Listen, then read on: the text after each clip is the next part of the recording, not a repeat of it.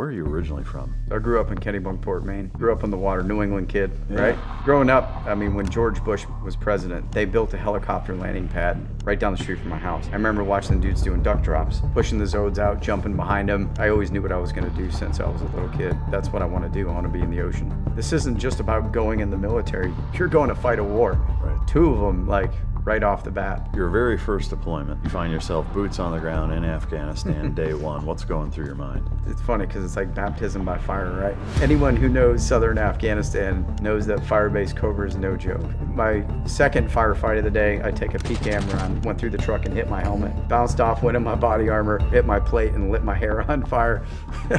And I was like, okay, it's gonna be a long trip. You get to a point where you gotta accept your own death, like you're a walking dead man. But that first trip shaped everything else after.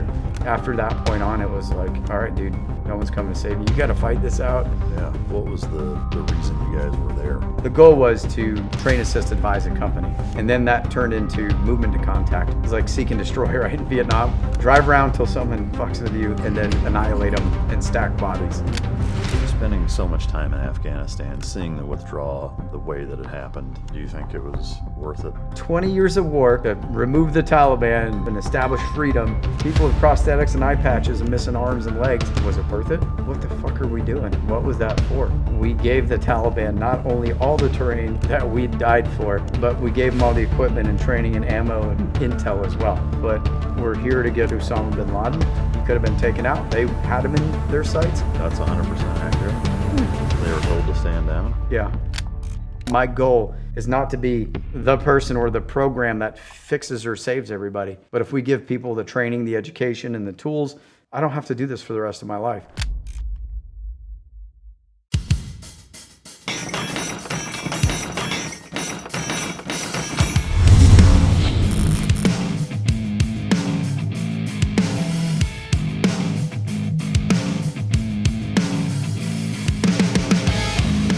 Ladies and gentlemen, as always, it's both an honor and a pleasure to welcome my next guest to the podcast. A guy I've known for several decades and started SEAL training with, and actually haven't seen him since then, but he, after that, went on to be a Green Beret, spent 24 years in SOCOM at Fort Bragg. He's deployed all over the world, Africa, Middle East, 27 months direct combat in Afghanistan, turned into a functional medicine certified health coach, a certified personal trainer, and a VA certified recovery care coordinator. He's the founder of the Special Operations Forces Health Initiatives program for Task Force Dagger Special Operations Foundation. Ladies and gentlemen, welcome to the stage, Geoff Dardia.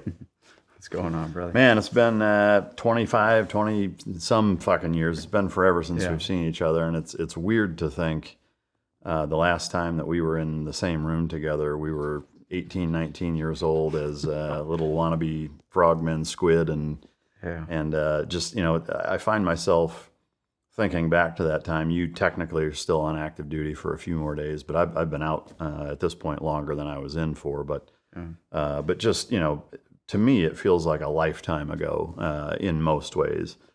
At times, it feels like it was yesterday that we were running around with boats on our heads and just trying to stay out of trouble. But how the hell have you been since then?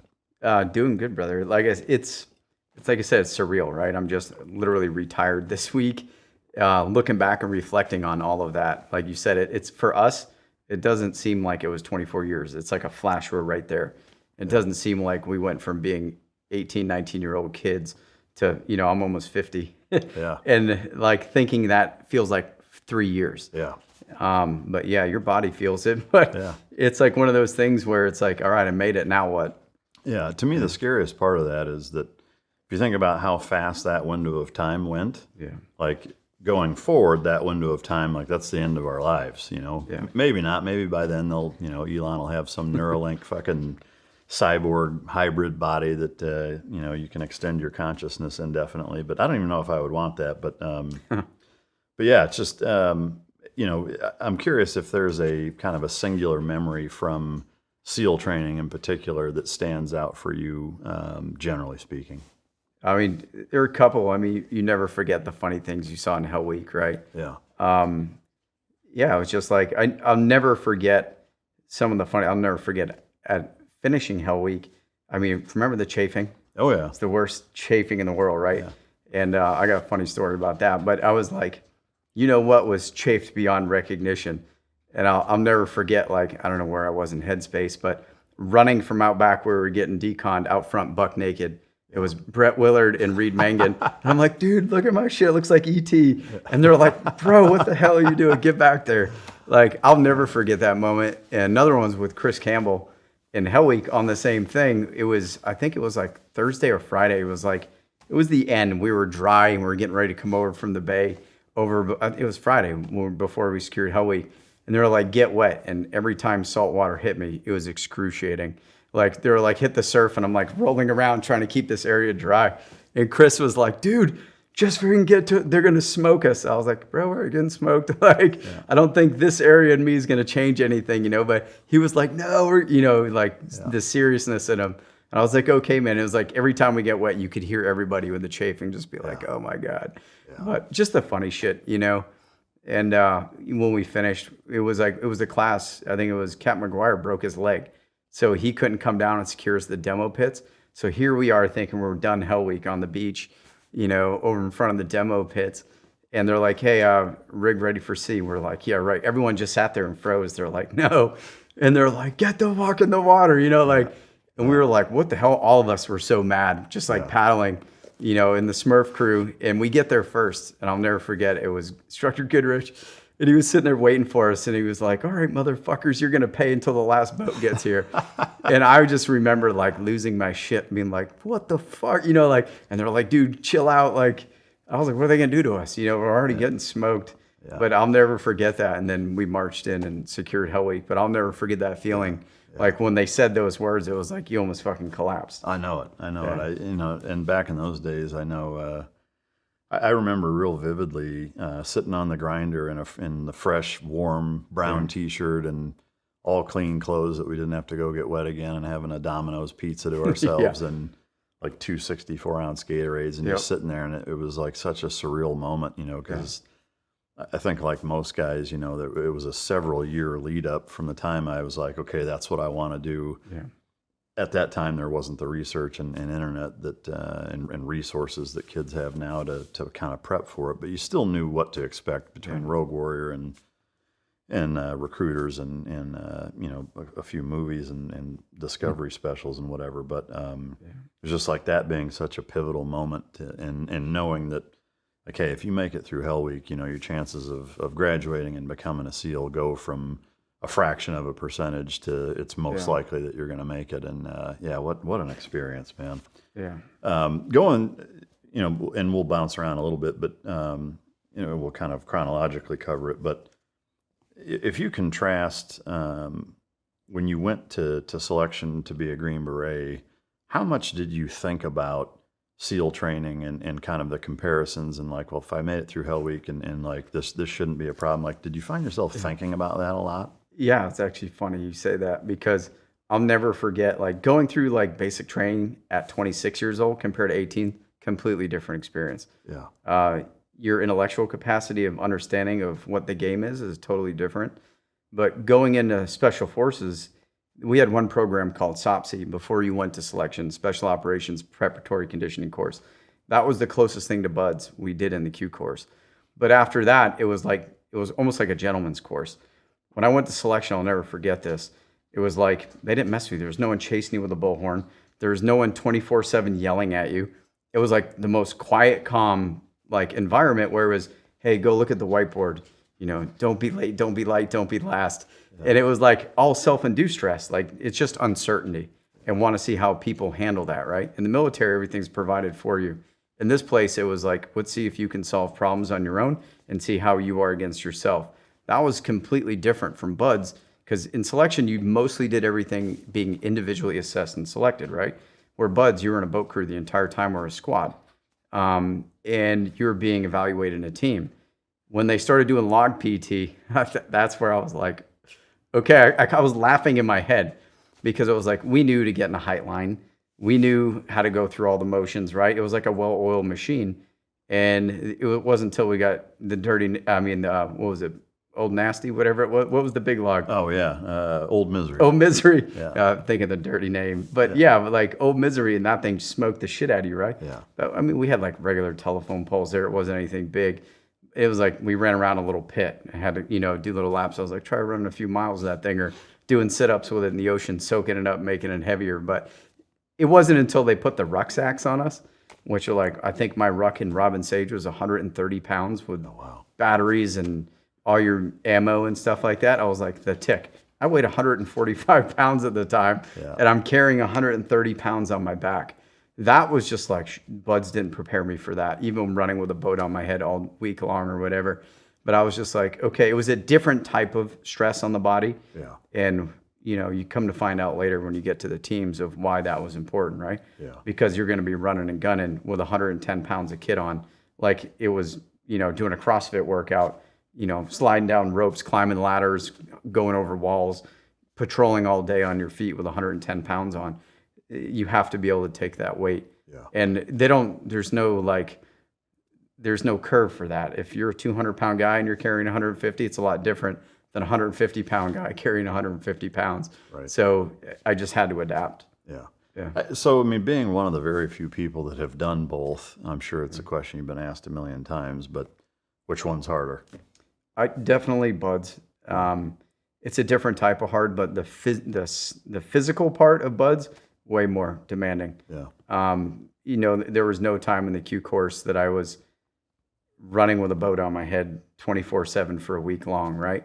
What is it, Hell Week? How many miles did we run? Like 250 or something? Yeah, it's 200 and something. I think it varies a little bit class to class. Yeah. 180 maybe on the lightest side and 250 probably on the longest. But I mean, when I did the trek and selection, I think it was like 40K or whatever it was. I didn't feel as after Hell Week. You remember what our feet were like, our knees were like. When we secured Hell Week, I remember the first night being with our mattresses on the floor, our sea bags underneath our legs, and people escorting us to the bathroom. Never, ever did I get like that in the Q course. Where the Q course separated out, like I said, it was the gentleman's. It was the intellectual. It was over a year long, right? Yeah. And it's walking on eggshells in any assessment and selection process. It's, hey, don't fail, don't fuck up. Like, get through this thing. With the Q course, it was just like, it was a fire hose. You learned so much. I mean, you went from individual stuff with your MOS, with your specialty. For me, it was weapons and then language. Like, you have become a 1-1 speaker in less than 6 months. Well, I had a Cat 4 language, Pashto. Oh, wow. And it was like, hey, dude, I'm like, I didn't come in because I was going to go work for NASA, like above average intelligence to get into SOF. But I was like, hey, man, like, what? I don't even know what this language is. But getting through all that, it was just like learning from the fire hose. Yeah. So, yeah, definitely buds. It was way more physically demanding. Yeah. I think, for me, and when people ask about the difficulty outside of Hell Week, to me, any one day at Buds isn't that difficult. I mean, it's a kick in the nuts, but to me, it's the fact that it's 6.5 months long and it's every day. I mean, you get Saturdays and Sundays technically off, but not really because of, all the shit that you have to do to get ready for the week and room inspections and gear and all of that. But to me, that's the hardest part. Is it just feels like it's never ending because it's so long. Whereas like any other aspect of the military, it's like 2 months is the longest course that's I guess designated or driven. Like Ranger School. Yeah, it's meant to be a selection or a weeding out process.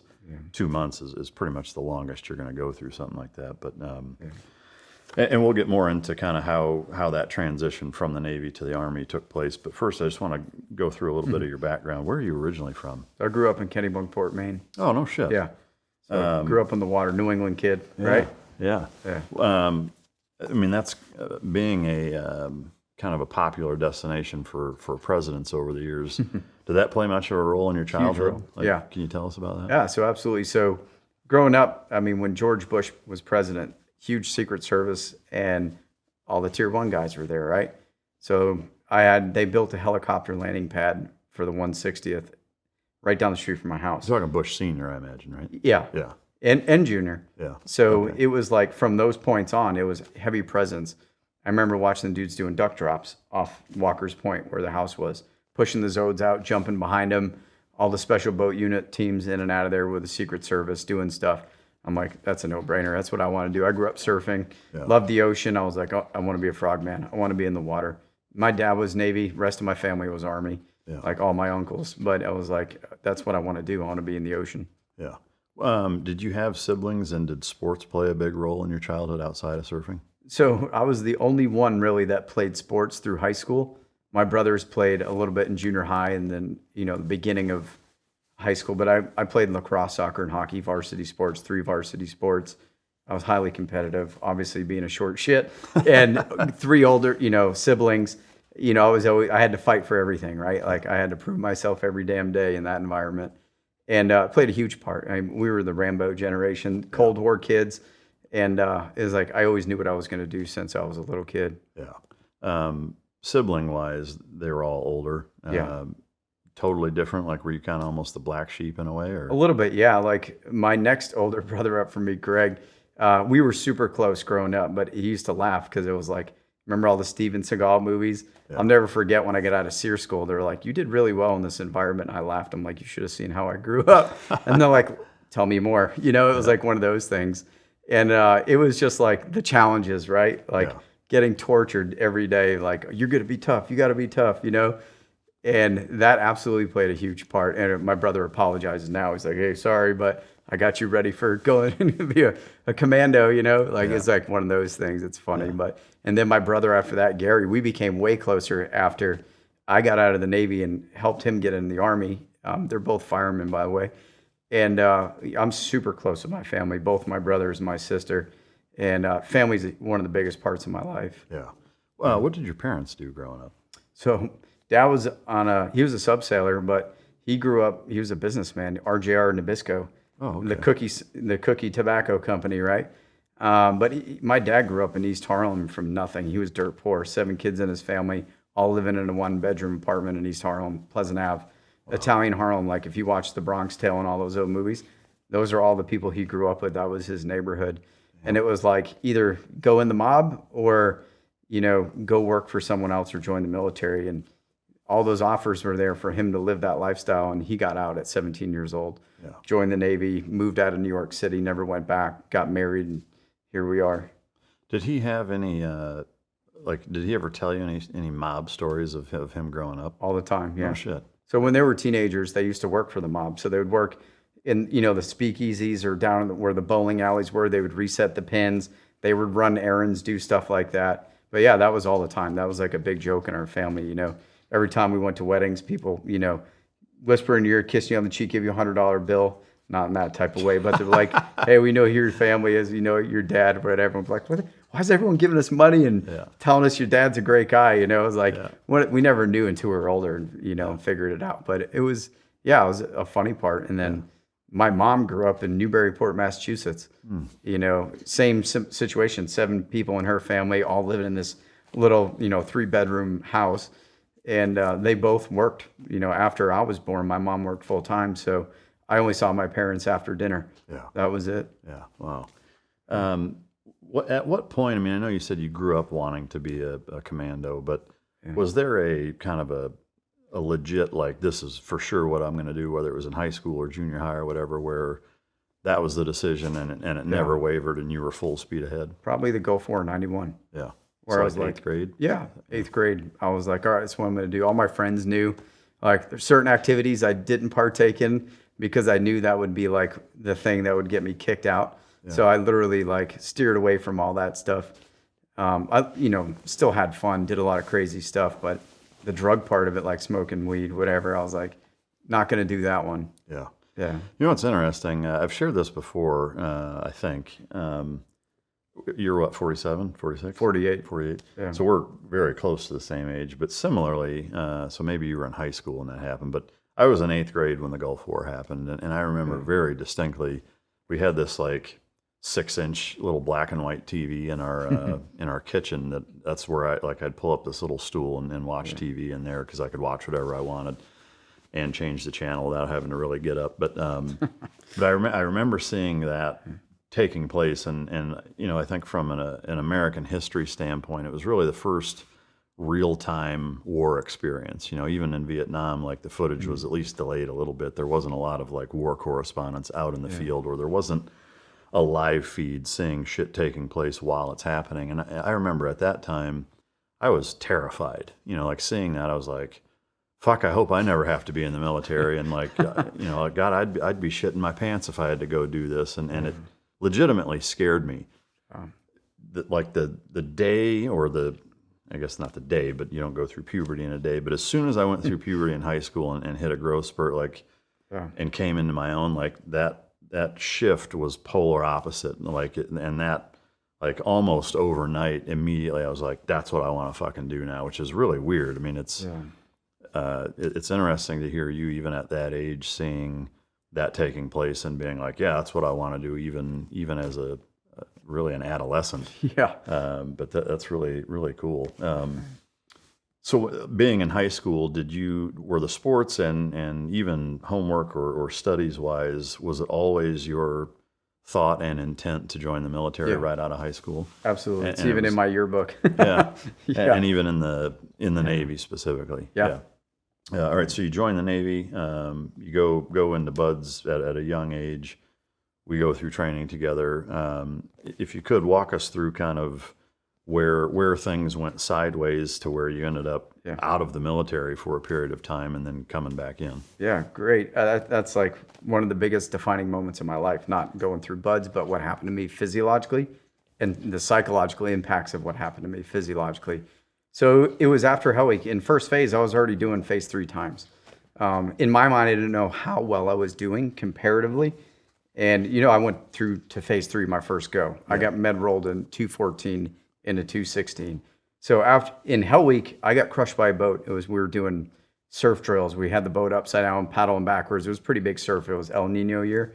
And I got pinned between the beach and the boat. Boat went over me, flipped my leg back over my head, folded it back. Thought I broke my leg, just kept going on it. You know, I just thought, whatever the hell's going on here, just went straight through. But in Hell Week, you know how we all had pneumonia and cellulitis, and they started pumping me full of antibiotics. Well, didn't know what type of antibiotics at the time or what effect those things had in my body. By the time I got into phase 2, everything, like all the connective tissue in my body, just started deteriorating rapidly. Like, you know how everyone in PTR had tendonitis in every part of their body. Yeah. But like I had massive sharp shooting pain in my hip, which I couldn't explain. It wasn't tendonitis. And my ankle was so bad, like I could barely swim. I used to duct tape my damn ankles so my friggin' ankles would stay straight swimming. Didn't know what it was at the time. I ended up having a bifurcated Achilles tendon and an avulsion fracture in my left ankle from Hell Week when my foot went over my head. And then I was getting sick. I remember in phase 2, I was diving. Gonzo was my swim buddy. Not Speedy, but other Gonzalez. Was my phase 3 swim buddy. Like, I was, all of a sudden, I just like started getting, I was driving and I'm like tapping my tack board, like, hey, something's wrong with this thing. And he's looking at me. He's like, you okay? I'm like, yeah, I'm fine. You know, tapping it. Next thing you know, he's like, hey, dude, look up at me. I look up at the surface and everything's going like this. Yeah. And I was just spinning in circles. I didn't know, like, I had perforated my eardrum, had such a bad ear infection. And from that point on, I was pumped full of antibiotics.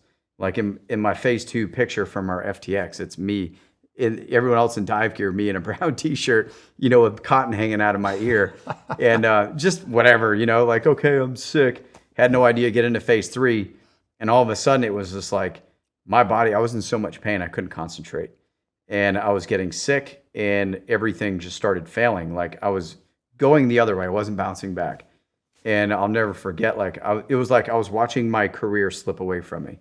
And, you know, my buddies are like, dude, are you okay? And I'm like, yeah, I'm fine. You know, not going to say shit. I don't want to get friggin' med dropped or, you know, rolled. But I remember in phase 3, like I was getting on the knife's edge with my swims because I was in so much pain. I was swimming with one leg. I was like dolphin kicking the whole time. And it got to the point where it was just like all of a sudden I'm hobbling off the beach after my runs. I'll never forget. When I classed back up, I crushed it. Like my PT test, you know, to get back in. And then we came back from Mount Laguna, you know, past land nav, did everything. Let me back up. Before I get med rolled in phase 3, before we went to Mount Laguna, is when I could barely get out of bed and walk.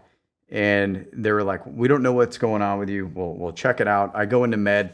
They're like, yeah, your ankle's jacked up. Your hip's screwed up.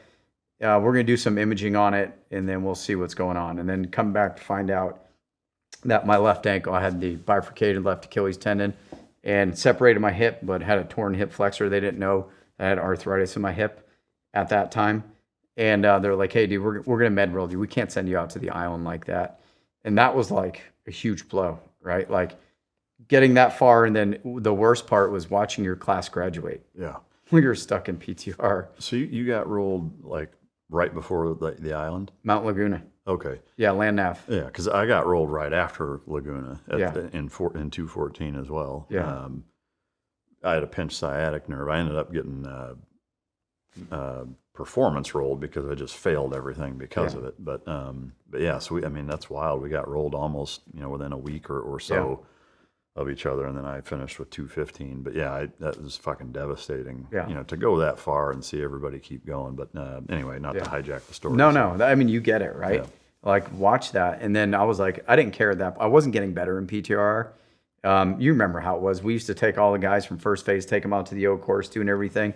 But I was like, I just need to class back up and gut this through. I'll never forget like George Hunt or Brody Renner, like how bad his ankle and foot was. Remember he had a lump. I don't know if you remember that being in PTR together, but he had to cut his fin to get his foot in it. Yeah. I was like, in my mind, I'm like, I'm not injured that bad. Just get me out there, like. And then I classed back up. I'm doing great. And then we were doing our 14-mile run before we went out to the island. I stepped in a hole, and then I heard a pop.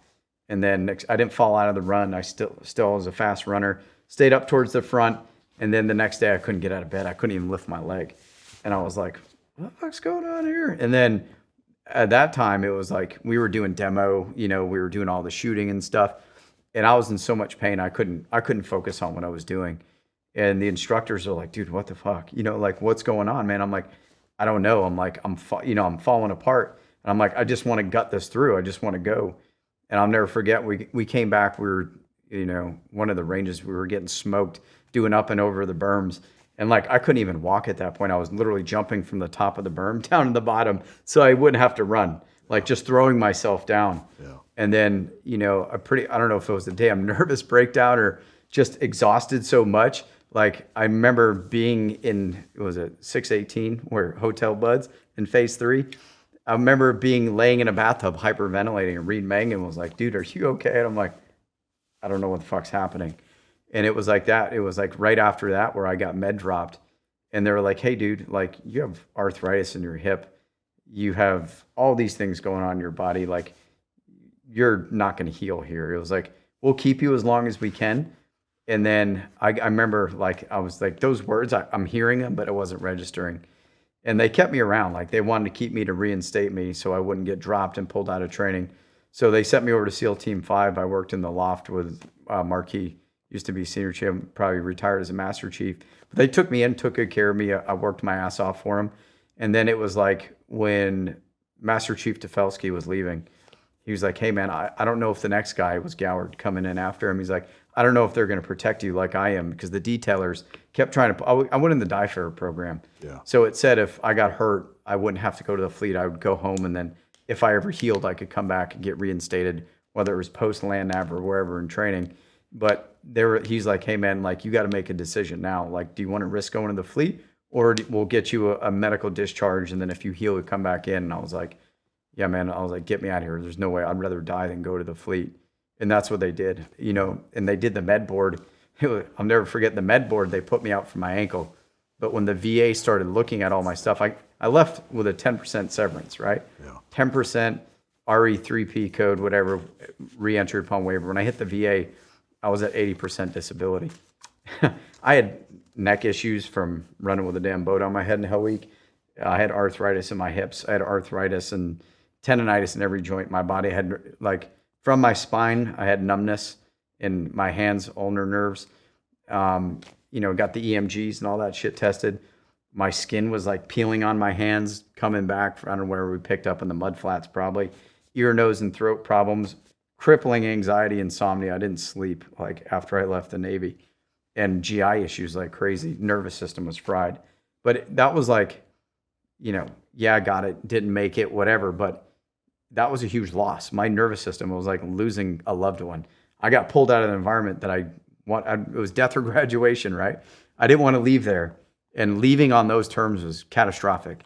And, that's one of the biggest lessons I took out of going to BUD/S was don't tie your identity what's on your uniform, right? And always have a backup plan. Like if this doesn't work out, what I'm going to do? I didn't have a backup plan. So when I got pulled out of that environment, I was lost. And it was just like, all right, immediately after leaving, I had to leave San Diego because I'd probably been dead in a dumpster if I stayed there. But I'll tell you that story after. But it was like, I need to get to a place where I can refocus, get my poop in a group and get back after this and see, figure out what's going on with my body and fix it. And that was like, getting back to Maine, unplugging from that military environment. When I went back to Maine, everyone's like, oh, you were almost a SEAL. I'm like, yeah, cool. Like, awesome. I was almost a SEAL. Like, yeah, great accomplishment. For me, it was catastrophic. Yeah. It was like, that wasn't an accomplishment. Yeah, I made it far, but big deal. In my mind, it was like, I need to go back. It was like burning a hole in me. Like, I need to finish what I started. And I knew if I didn't do that, I would have been wrecked. I would have been ruined for the rest of my life. So, with that DIFAR program, you ended up going in the Army, which I'm curious where that transition or the decision-making process. But could you have gone back into the Navy and or would you had to have gone through all of SEAL training again? So the Navy wouldn't take me. Really? Yeah. So that was I went back to the Navy recruiter, like after I figured out what was going on with me physiologically, not the psychological part yet. Didn't figure that out until later in life. Like getting off all the meds, doing everything all natural. Like I started training immediately to go back after the inflammation on my body subsided, and I started being outdoors in nature, unplugged from everything. My body started responding the appropriate way once all the medications and antibiotics and anti-inflammatories were out of me. But I went back to the Navy recruiter and they looked, they're like, you're on 80% disability. Mind you, I was voc rehab, going to college, had a small ATM business, managed a surf shop. Like I had it made by all intents purpose, right? Like I was living the life, so to speak, but internally I was not. That's not where I wanted to be. But they were like, hell no, you didn't make it the first time. 80% disability, think we're going to send you back to BUD/S? Like I could have gone probably phase 3 because the window wasn't that long, but they were like, hell no. The Navy was like, good luck, bud, don't come back here. And I'm like, what now? It was like, I went through every single branch of military to try to get in. And then it came down to the Army Reserves. The recruiter from the reserves was a cool guy. And he's like, dude, I'll do whatever I can to get you back in. I know you're motivated. I know what you went through. He's like, you're not going to have a hard time in the Army. And literally I went up to MEPS like probably 3 or 4 times. And they were like, no, sorry. And the last time they left me there, they told the recruiter, don't give me a ride home. Don't let them ever come through your doors again. Damn. You're done. And I was like, thanks, Uncle Sam. Yeah. Imagine that, right? After being like, yeah, having that loss and then being like, fuck you. I'm like, okay, the type of person I am, I'm like, all right, I got your number, like we're going to get this. Yeah. So I went back. One of my friends was a recruiter and I'm like, hey man, who's the guy that's like the magic wand that can override all these assholes and get me in the military? He's like, that's Colonel William Wong down at, USARAC in DC. I was like, can I have his email? And they're like, sure, dude, go for it. In 06, fucking nothing. I was like, yeah, just give me his email. So I still have the letter framed at home. But explain to him like, hey, man, I was a matter of a few weeks from graduating BUD/S. I was like, that's all I ever want to do is be a frogman. This is right after September 11th. I was like, just give me an opportunity. I'll crush anything you give me. He didn't write back any long statements or anything. It was, what MEP station are you processing from? It's like Portland, Maine. I was in the military the next day. No So, shit. yeah. So imagine that going back up there, right? With all those people that are like, fuck you, dude. Don't ever come back here. Get back up there and get a contract to come in. They didn't want to do it. They were like, hell no. But got back in. I had to start in the reserves. And I went to a drill sergeant unit because the colonel there was a Green Beret, Vietnam era Green Beret. Awesome dude, Donald Greenwood. Massachusetts guy too, by the way. He was a state trooper and then a detective there. And he was like, what the hell's your story? Showed him like everything I'd done and been through, showed him my DD-214. He was like, what the fuck? He's like, they let you go? It was like one of those things. I was like, hey man, I didn't have a choice. He's like, you want to be a Green Beret? I was like, hell yeah. I'm like, what do I need to do? You know what I mean? He's like, well, I'll promote you to E4 as fast as possible.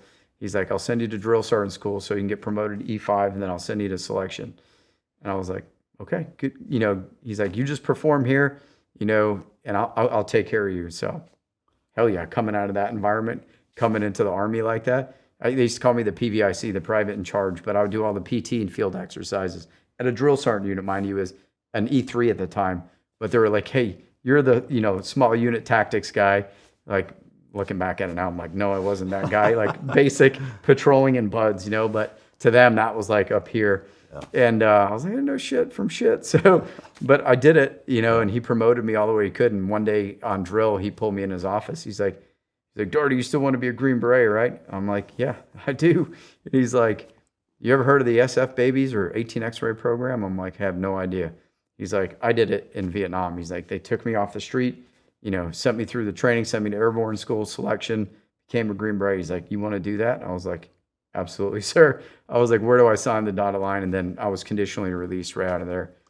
So at that point, you're still technically in the reserves until that happened? Yeah. Until the release happened, and then you're activated to full active duty? Yeah. And then straight through the pipeline? Yep. Oh, shit. Yeah. Talk about a story of resiliency. For the, all the people that, the first roadblock they run into, it's like, well, I guess I can't do that. Like, to me, if ever there was a story that flies in the face of that, just keep trying and don't take no for an answer, and you'll get where you want to be. That's awesome, man.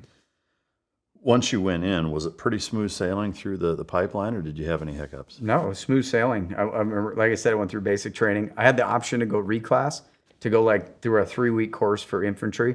But I was like, you know what? I don't speak Army language. I need to learn this. So send me through basic.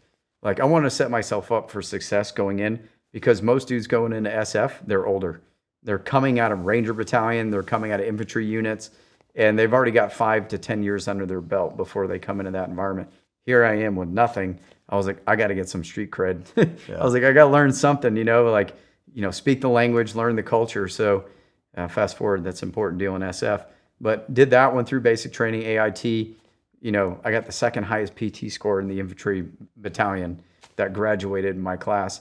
And then went into SOPC program, and then Fort Bragg, right? Like, showed up, got our bag smoked, but went through those programs, got selected my first time through, went through Robin Sage. I didn't recycle any part of the entire course.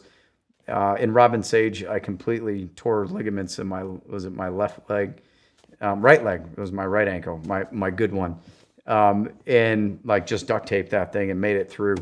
And I was supposed to get reconstructive surgery in that thing and never did. Like you said, do the right things. But I literally graduated. I had to go to language school, and the last step was SEER school. I finished SEER school. I came back out of SEER school. My team was doing pre-mission training out in Montana. And they're like, hey, man, we're going to send you through a shooting school Mid-South until the team gets back to get you caught up to speed, because we're deploying immediately. And literally, graduated the Q course, went through Mid-South, did 3 back-to-back deployments. I was like, Jesus. Yeah. So there was no break in between any of those. Yeah. And that was where, fast forward, where that was 2005. I did the 2 deployments, came back between deployments. I did 2 cephalics and Sephardic, so Special Forces Advanced Urban Combat course, 6-week course, all in breaching, shooting, all, the deal. And then Sephardic, which was a 9-week course, that's the Hostage Rescue 0300 school. And did all those in a short window. Did my 3rd deployment I did all that between that one deployment. And then came back from that 3rd deployment and became an instructor, cephalic instructor. That's when all of a sudden it was like I hit a wall again. All the other stuff that happened to me in the Navy started happening to me again. I was like, oh shit. Those same sicknesses and stuff? Yeah, my immune system started crashing. And honestly, it wasn't until I took mefloquine on my first deployment where a lot of this stuff started happening to me again. And I was like, what's happening here? And didn't know till my 2nd deployment what mefloquine does to people after one of my teammates took an entire blister pack. It lost his mind. I was like, what is this shit? That's how I got started into all the TBI toxic exposure stuff. Yeah. Taking a few steps back, again, commendable deciding to go through boot camp even. I wanted to ask one thing on that. Yeah. Did your drill instructors at that time, I mean, you're what, 26 at that point? Yeah. Did they know that you had been through buds? Not until graduation, No shit. when I had a dye bubble on my uniform. Oh, wow. And, you know, they were like, what the hell's a specialist doing with a dye bubble? And I was like, you know, they were like, why the hell didn't you tell us? We could have put you in your own room, your prior service. Like, I didn't want to be treated any different. I didn't want them to know. Yeah. But they were like surprised when it was graduation day when I had all that stuff on my uniform. Yeah. Did any of the other kids in boot camp know? Oh, yeah. Yeah. Yeah. All of us, they used to call it the SOPC Mafia, but the 18 X-rays Yeah. and 11 X-rays, all the Ranger contract guys, they put us all in the same company in basic training all together. But I'm still close with a lot of those people, Yeah. and they all knew. And it was like, it's kind of like having the answers to the test, right? You're like, hey man, I know why they're doing this to us. I know, you know, what the end state of, you know, stress inoculation is, or why we need to know this. Mind you, I was going through basic training in the middle of the spearhead of Iraq. Yeah. In May of 2003. And this was like, we had drill sergeants that had never seen combat. We had one that saw combat. The rest of them never seen combat. All of a sudden, it's like, hey, you guys are going to graduate and go to that. And mind you, it was Afghanistan and Iraq going at the same time. Yeah. So the brevity of that, knowing that, hey, we're not just going through basic training and going into a garrison environment. We're going to go hit the ground running full speed. So that burned in a lot of people's minds of why to take this seriously. Yeah. And that was just like, that was it, man. It was like, this isn't just about going in the military. You're going to fight a war. Right. Two of them, like right off the bat. Yeah. When you did those 3 back-to-back deployments, was it a mix of Afghanistan and Iraq? I did all Afghanistan. All Afghanistan. Yeah. So my battalion and my company, you know, the Desert Rats, the Desert Eagles, we lived in Afghanistan. That was our spot. Yeah. Yeah. Your very first deployment, you know, if you kind of think about your entire path from, you know, joining the Navy 18 all the way, you know, going through all the different things that you went through, you find yourself boots on the ground in Afghanistan day one. What's going through your mind? So it's funny because it's like baptism by fire, right? We get to Afghanistan. This is right when Red Wings happened too, by the way. But we were the crisis response element that was in Kandahar at the time. And it was like, I'm the new guy, you know, I'm doing AST duties and stuff. And so I'm seeing all the reports of what's happening. And I'll never forget when that thing went down and it was just like, oh shit, this is real. Like, you know, here we are, we're supposed to be responding to this. And they're like, hey, we can't even fly helicopters in there. And it's like, oh shit, man. Like up to that point, there were some decent size engagements going on in Afghanistan, but 05, 06 is when things really started ramping up. And that was kind of like a smack you in the face. And then we got moved. They disbanded the Cree in Kandahar and moved us into Firebase Cobra. And so if anyone who knows Southern Afghanistan or who's gone knows that Firebase Cobra is no joke. Like it's like a Purple Heart factory, right? A lot of KIAs up there, a lot of wounded. And that was like the baptism by fire. Like my first ever real engagements. It got small ones while in Kandahar, rockets, get shot at in a helicopter, you know, not a big deal. Get up to Cobra, and it was like 2 near ambushes one day. My second firefight of the day, I take a PCAM run, went through the truck and hit my helmet, bounced off, went in my body armor, threw my soft armor, hit my plate, and lit my hair on fire. Damn. And I was like, okay, this is going to be a long trip. This is at the beginning, right? And I was just like, all right, if this is my career, this is going to change things when I get home. I need to have a kid now. You know, I got to take shit seriously. And it was just like, you get to a point where you got to accept your own death, like you're a walking dead man. But that first trip shaped everything else after. But it was like, okay, this is real. Yeah. When they did end up moving you to Cobra, did you have an idea, especially as a new guy, like did your leadership communicate to you, here's where we're going, here's why we're here, here's kind of our 30,000 foot objective, or was it more of a just, this is where we're at, do what you're fucking told? And it was more on the tactical level. Yeah. Because like Firebase Cobra's in a bowl. They're getting direct attacked. Like you'd wake up middle of the night and there'd be tracer rounds or RPGs hitting close to the firebase, right? Like it was real, but it was like when we first got up there and we're collecting intel and we're saying, hey man, there's a large number of fighters up here. Oh, it's Taliban math. Don't worry about it. You know, not a big deal. And it was like, no, man. And we got that engagement and 3-sided ambush from a lot of people. It was like, okay, this place, those intel reports are accurate. Yeah. And there were a lot of fighters up there that, knew we were in a tactical disadvantage being in the terrain we were in. Everything was a choke point going in and or out. So there were IEDs. You had to clear every day to get in and out of the damn fire base. But it was like you don't realize that at that age, right? Your first deployment. But I'll never forget that day. I'm a Pashto speaker, listen to the ICOM radios. Hey man, get ready, get the rockets in place, get the bombs ready. I'm listening to this with my terp, and he's like, hair standing up in the back of your neck, and I'll never forget. And here I was, the Mefkin brain of, overreacting to everything and being like, hey man, I think we're about to get ambushed. Oh, they always say that it's never going to happen. And then all of a sudden it's like you're watching RPGs and bullets flying past you and hitting in front of you and the truck's getting shredded. And you're like, okay, we're here. And a funny story about that too is because they used to be like, you're way too over prepared. Because Mountain View, it's my first deployment, but I'm like, I'm not going out without a fight. And I was jamming extra mags in ammo cans and saw cans, like 20 mags with hand grenades and smoke and everything. And I made it all from my truck. And they were like, what do you think's going to happen? It's like, it's never going to be that bad. And here we are in our first engagement. And, my team sergeant looks over at me. He's like, I'm glad you did that. It was like one of those things like, I need some ammo, like we're going dry on the objective and we're having to get emergency resupplied. But it was just like, no one's ever going to shit on you for being over prepared. Yeah. But it was just like, after that point on, it was like, all right, dude, no one's coming to save you. You got to fight this out. Yeah. Yeah.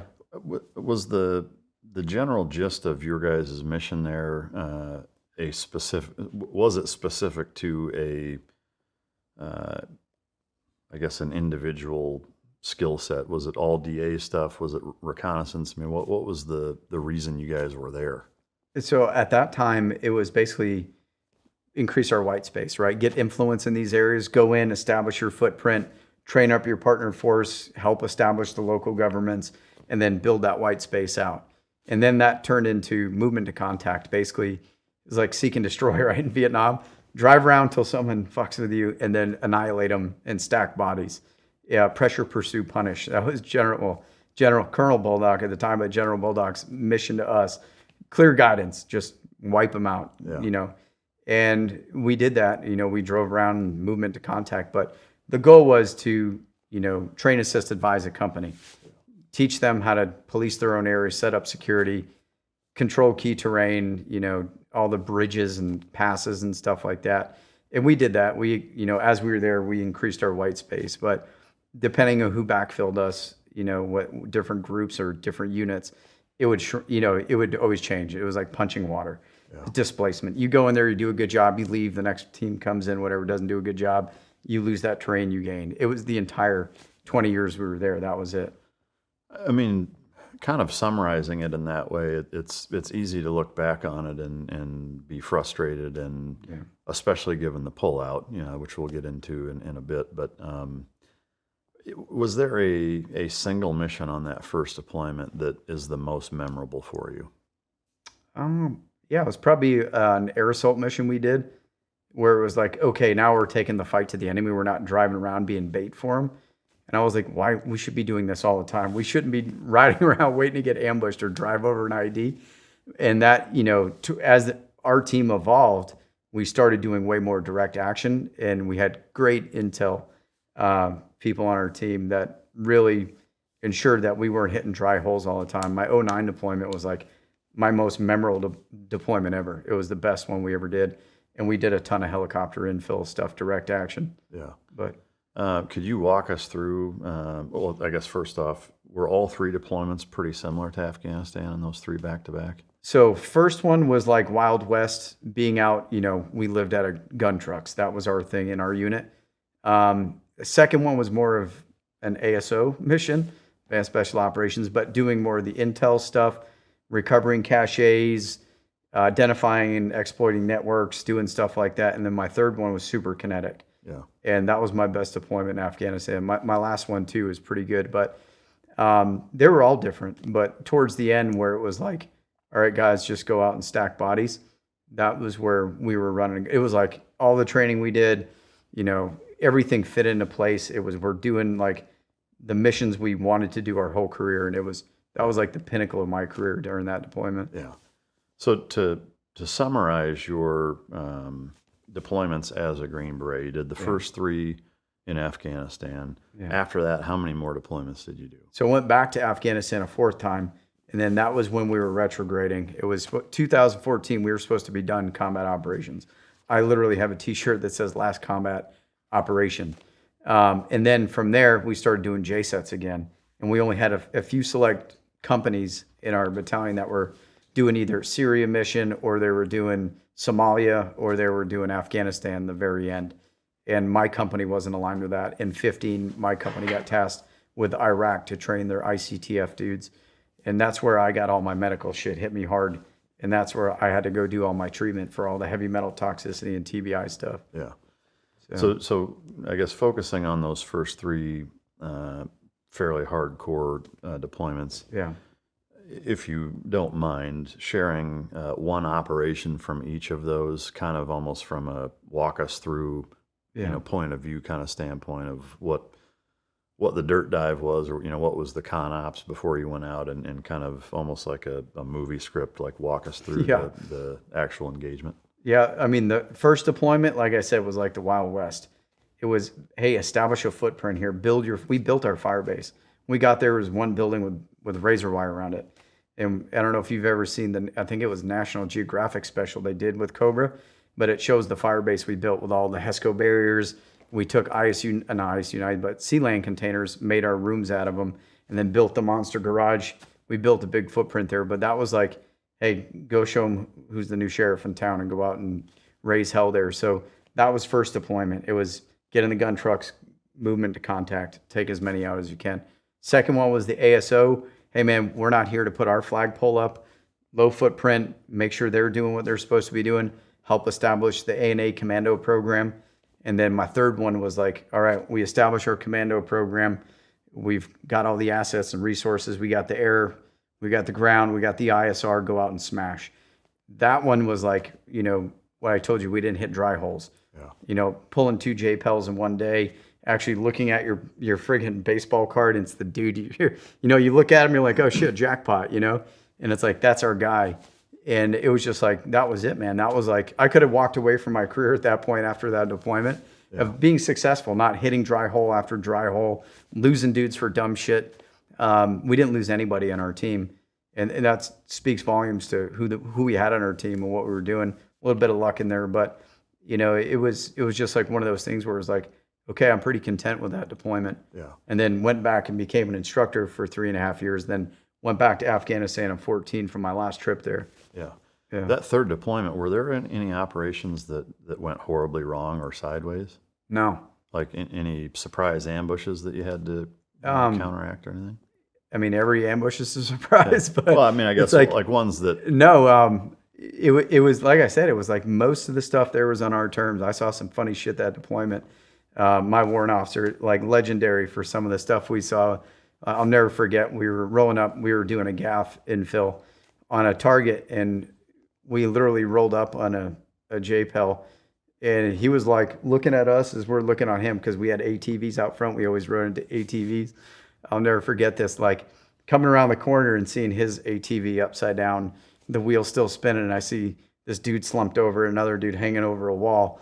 And I'm like, what the fuck just happened here? You know what I mean? But it was like, we were on their way to hit another target, and that dude was right there. Yeah. And I was just, remember, like laughing, like, this is like it's like a movie. It was like Bugs Bunny or something, wheels up, But it was just like those moments, like that's like when you're rolling a target, your legs are hanging off the edge of the helicopter. That's like the pinnacle of your life right there. You're like, in your mind, you're like, this is everything I ever want to do, I get to do. And it's like everything I trained to do. And it's like that feeling in your life is like, you don't have that. It's like the only time you feel alive is close to death. Yeah. And it was just like, that was like the pinnacle of my career at that point, where everything just clicked. The training, the experience, it was like the flow state, and that was it. Yeah.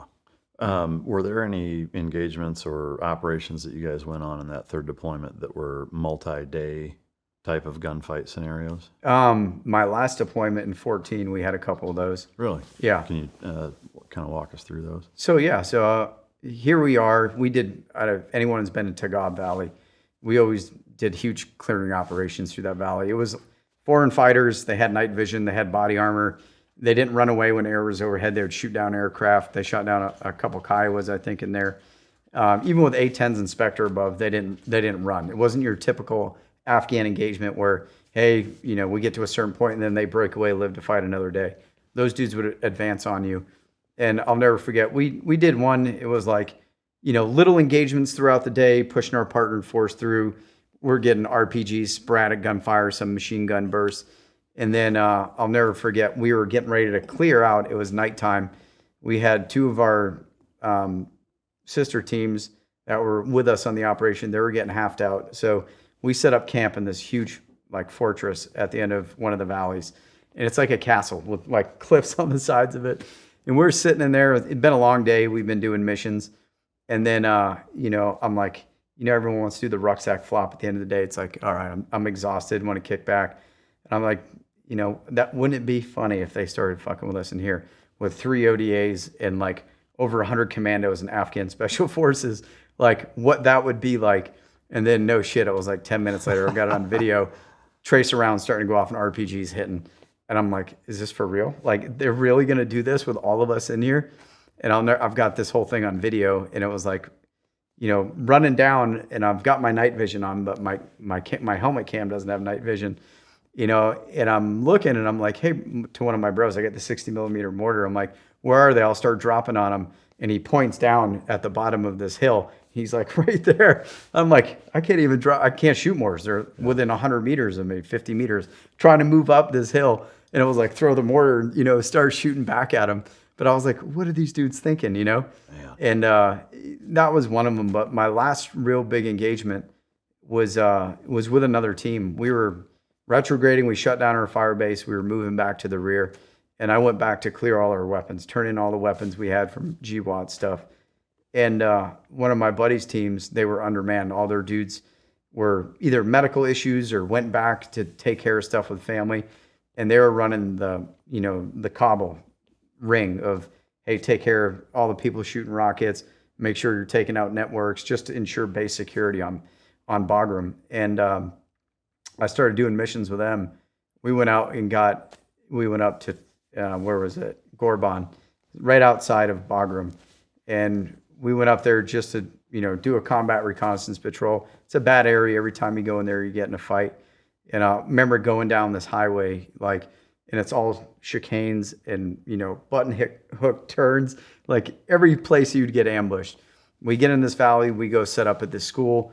Next thing you know, we start taking rocket fire and mortar fire. We're like, all right, A-10s come in, do a gun run. We go up on top of the ridge line. We're going to go do BDA, see what's going on. We get on the ridge line, we start taking sniper fire. We're like, by that time, all of a sudden, the lower element, we were a split element at that time, starts getting engaged. And we're on top of this ridge line, have to move back through this ambush and get back to where this engagement was going, because we only had half a team down there. Our partner forces, they left us. And so we had maybe 4 partner forces with us at the time. Wow. And I'm on a team with only a handful of dudes I know. And we get in this engagement pretty much all day long. It was like a video game. I shot every weapon system there was. I've got all this on video too. I can give you some clips of that one, but it was great. You get in, I realize an M4 is not doing shit. So I'm like, find me a Gustav or a mortar. And it was like a video game. You go to where the truck was that had this weapon system, grab the weapon system, go down, start shooting this weapon system. And then at this point, this is the end of my career. I'm like, after 5 or 6 rounds, dude, I'm going to pass this thing off. And then I go find the mortar and just start laying down mortar rounds. But that was, I got my Valor Award during that engagement. But it was funny. It was literally like a video game of fight all day. We went Winchester on ammo, had to get emergency resupply. Air went red because of weather, so we lost all our air support. And then literally as we were getting ready to leave this engagement, they were putting in an IED on our exit and they blew themselves up. And then we literally, on the way out, it was I don't know, probably 2 a.m. I'm a dismount. I'm in the back of the truck, and our minigun went down. And so I had all the aviation cans with all the 240. So I linked my 240 into an aviation can, and I'm sitting in the back of this truck, and there was this place, never forget it, the Pink House, Or it was like some Taliban commander's house, but every time you went by this thing, you got ambushed. We were coming out. I got my 31s on. So I got one down, one up. I'm in the back of the truck. I just want to fucking sleep. But literally, this is my last ever patrol in Afghanistan. I'm like, I'm not going out. I'm not getting fucking killed on this mission.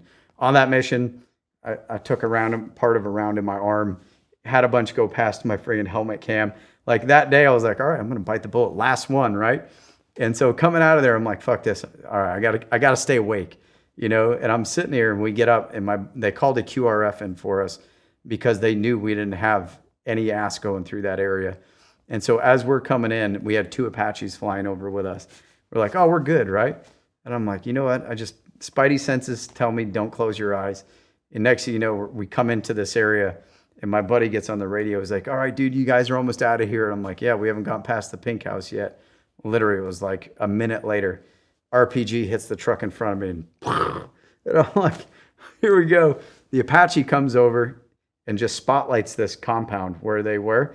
It was like John J. Rambo with a 240 and just put 1,500 rounds through every door and window. If it had flip-flops and man jams, it was down. And I was just like, it was like one of those moments where, you know, I'm in my mind, I'm like, fuck these dudes. You know, I was like, I'm not dying in this shithole. And I look over and we had a regular Army dog handler with us. I look over him. He was just like, what? I'm like, fucking shoot back. You know, we're getting hit from both sides. And it was just like one of those moments where everyone was like, what the fuck? And I just never forget. Like, dude, 1,500 rounds. I mean, is your barrel fucking glowing at that point? I mean, when that bitch starts, you see it with night vision when that thing starts glowing, but back off for a little bit, let the other dogs bark in the fight, and then just get on it. But we just laid waste to this place. But it was funny. That was like the last time I fired my weapon in anger in Afghanistan. But I left the proper way, right? It was a good gunfight all day. We didn't lose anybody. Had a couple dudes injured, but it was one of those things where it was like, all right, fuck you, Afghanistan. I'm out of here. Damn, but man. That's epic. we left on the proper footing. But it was literally that day. It was like you ran through every scenario. You know, it goes to show the adaptability of soft dudes. Like I said, I'd only been working with that team for like a week, did a couple ops with them. But when the bullets started flying, everyone's doing their job. And half our element was infantry uplift kids. It wasn't soft dudes at all. Wow. And there were only probably about 7 of us Green Berets on the target when that whole thing went down. Man. And the rest were infantry uplift, some interpreters. Talk about that one after. But everyone get after it, man. That's amazing. Yeah. Is that to say that you had a Carl Gustav kill by chance? I didn't see any. Yeah. All you know is what they tell you after. Yeah. But like I said, the Gustav and the Mortar are like my primary weapon systems engagement. If it was more than 100 or 200 meters, what am I doing with a suppressed M4? Yeah. I always got heavy guns, lay down that base, but definitely did some damage with a 60mm mortar throughout my time in Afghanistan. Yeah.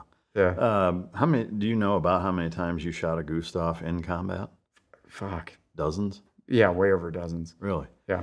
I am curious with the only supposed to shoot 4 of them in a 24-hour period. Did that ever fuck you up? Because it fucked me up as a range, as an RSO, a range safety officer. Yeah. You know, I didn't shoot more than 4, but I RSO'd like 30 of them in a 24-hour period, and it fucked me up the next day. It's worse when you're away from the gun. Yeah. Once you're out of that cone, you're hitting all the overpressure, right? Yeah. Because they know when you shoot where that cone comes out off the back and the front of the weapon system, when the round gets pushed out of the launcher, and then after it comes out, right, the pressure wave after coming in front of the tube, and when you're out of that cone anywhere, you're getting all the pressure. Yeah. And I actually have that on video too, where it's like, hey, dude, I'm starting to feel this. Like, you start to shoot this thing. I'm going to get the mortar. Yeah. Like, you know. It wasn't, we were taking rounds. You can hear the rounds in my helmet cam, like snapping over us and stuff. But it wasn't like oh my God, we're going to die firefight. Like they're coming over the wire. And it was like at that age and with that much experience, I'm like, all right, I'm going to go get something different and let someone else share this. Yeah. I mean, I got like dudes would fight to shoot that weapon system. Yeah. And so my buddy he's here in the United States now. He was one of our NMRG dudes that turned interpreter. And he loves shooting that thing, and both of us are jacked up from it. But, you know, here I am. I've got an earbud on one side and a foamy on the other side. You know, you're supposed to be double hearing pro when you're shooting those things. But in the videos, you can hear us yelling at each other when we're this close Yeah. because you can't hear shit. You're But like, yeah, to me, it's not even like I'm way less worried about the ear damage than the internal cavity and organ fucking damage. But yeah. it was one of those scenarios where it was like, hey, we've got 76 rounds that need to be gone by tomorrow, so shoot them up. And, Spandex. it was fucking horrible. But Yeah. do you have a most epic Gustav combat shot? I wouldn't say Gustav combat shot, but definitely a 60 millimeter mortar. Oh, tell us about it. So that was one of the clearing ops we were doing in Tagab. This was our 14 trip. But one of my good buddies, he's my medic, ended up being a warrant officer. And everything was his sniper rifle, his life. And we were being engaged. Dudes were moving in on us. It wasn't like a heavy force. They were just trying to take us out. Sniper fire, rounds buzzing over, some hitting close. And he lays this dude who was coming in. He was moving up, coming into a rock pile, and he wasn't hitting him with a sniper rifle. The dude was moving. He's like, "Can you hit him with your mortar?" And I'm like, "Yeah." So I always carried the pocket laser rangefinder. So here I am. I'm like, "All right." The dude was at like 400 meters behind a rock pile, white man jams, moving with an AK. And he's like, "All right, let's see what you got with that thing." And I'm not going to say what type of rounds I used, but I put him up at 400, put it on a prox. Poof. First shot, in which you're not using a sight. I'm looking over the tube, lucky, whatever you want to call it. But it was like one of those moments he was like, ooh, like, holy shit. It was just, it was kind of humorous though, because like the whole trip with a sniper rifle, he wanted to tag somebody and it was just like, hit him with a mortar. Yeah, hit him with the exact opposite type of weapon. Yeah. What's the maximum effective range of is it 60 millimeters? Yeah. So depending on if you're using bipod legs, if you're using the sights and everything, but on charge 4, you're pushing out about 2K effectively. Yeah. What's the closest you can hit? About 50 to 100 meters danger close. Your tube's almost straight up and down. Yeah. That's on handheld charge 0, like putting that bitch straight up, which we've had to do that before where it's like, should I run looking for this thing come back down? Yeah. Depending on the wind. But I mean, you can reach out and touch someone with a 60 that's dialed in. Yeah. And I know it's going to be round dependent, but let's say your most average or normal HE round with that, what's the effective kill range of something like that? So you're looking at about 15 to 20 meters. Yeah. I mean, I've seen mortar rounds land right next to people, and they're like, it happened to me in a training situation where I had a Russian 60 land like 10 feet from me. It was like Bugs Bunny like hit around everybody, and everyone was just like, did that really happen? Damn. But I mean, like I said, you can push out effectively with handheld mode about a K, but with the bipod legs, you're looking over 3K with charge 4. But with 81, you're reaching out over 8K. Yeah. But yeah, with the mortar, I use that weapon system so much. That was like my go-to thing in an engagement. In a 3K range scenario, from the time you launch it until it hits, what's the ballpark time it takes? You're looking over like max over 30-second flight time. Yeah. Okay. Yeah. With handheld mode, you're 15, 20 seconds, sometimes a little more. Yeah. I know there's a lot of different rounds. Is there a nastiest round? Willie Pete, white phosphorus. Did you ever use those? Yeah, quite a bit. No shit. Yeah. Can you still use those now? You're not supposed to, but if you're marking targets for aircraft, it's okay. I'll leave it at that. Yeah, it just depends on what you're doing with them. Yeah, we used to call it shake and bake. So you'd put Willie Pete down to get him to run, and then you'd hit him with the HE to fragment while they're running. Yeah. No one wants to be in white phosphorus, so it makes people get up and boogie. But that's what they used to call it, but you're not supposed to engage people with white phosphorus. Yeah. They're doing it in Ukraine everywhere, but yeah. Is maximum effective range radius-wise of Willie Pete? I know it's different. It's not necessarily lethal, but do you know how far Willie Pete will spread on those rounds? If I remember correctly, it's about 25 meters max, I think. That's a lot. Shit, 75 feet? So depends on if you do a prox and when it's in the air. Yeah. So if you're doing an impact, then it's going to be different. But with a prox, it's going to spread. Yeah. And it can go a lot further if you're pushing up higher. But typically, I mean, if they're in vegetation, if it's dry cornfields or, we used to have the orchards and stuff like that, that would get people out of hiding behind a tree or in a tree. They used to hide in the trees and shoot at us. Yeah. So when we would get engagements in the orchards, you weren't only hitting on the ground. You would aim up high in the trees to fragment everything. Yeah. About how many 60 millimeter rounds would you carry on a normal operation? I have about 30 to 40 on a truck. On you personally, since if we were dismounted, like we'd share the load, a couple per person. But if you were on a truck, we used to use our 60 millimeter mortar round cans, and we just load them up on the sides. So we would have all those things loaded in. Yeah. And then it was literally like I would use my door as relative cover, hop off the side of the door, and I'd be shooting, and I'd have someone handing me rounds prepped. Yeah. Did you ever carry one like on your person? No. Never. No. One mission we did a dismount half. I carried one time. Yeah. But most of the time we fought off our trucks as dismounts. Yeah. We'd roll into a target, do our hit, come back out, and move. Yeah. Were you always using Humvees, or did you ever do like the side by sides? I mean, did it vary much on all of those deployments? Yeah, terrain dictated. In 2005-06 timeframe, the ATVs weren't reliable at that point. We did use them sometimes, but mostly gun trucks. By 2006-07, we started getting the RGs, the bigger trucks. You couldn't really use those in like the Cobra terrain because the roads were only so wide. But RC West, wide open, we used the crap out of those things. We used them like battle tanks. Like think of Star Wars. We'd put the light elements on ATVs and GMVs up front, and then we'd use those things as mules with all the ammo and the heavy guns. Yeah. Whether it was a minigun, a 50 cal, or Mark 19 on top of those things. But once we established high ground, we'd put those things up. We had the Crow system, and then we'd move the smaller elements and use those for Overwatch. Yeah, that's awesome. From a sensitive site exploitation or battle damage assessment, throughout all of your deployments, did you ever encounter foreign fighters? Yeah. Was it a lot? So first trip, that was kind of like you learned the whole game of what was going on in Afghanistan. Pakistani ISI. We're literally giving Pakistan billions of dollars every year. And these dudes are training and moving people across the border to fuck us up. And I was like, okay, like, why aren't we doing something about this? And then towards the end, my last couple of deployments, Iranian influence. Yeah. So Quds, those dudes are in Afghanistan training, advising, equipping, doing everything.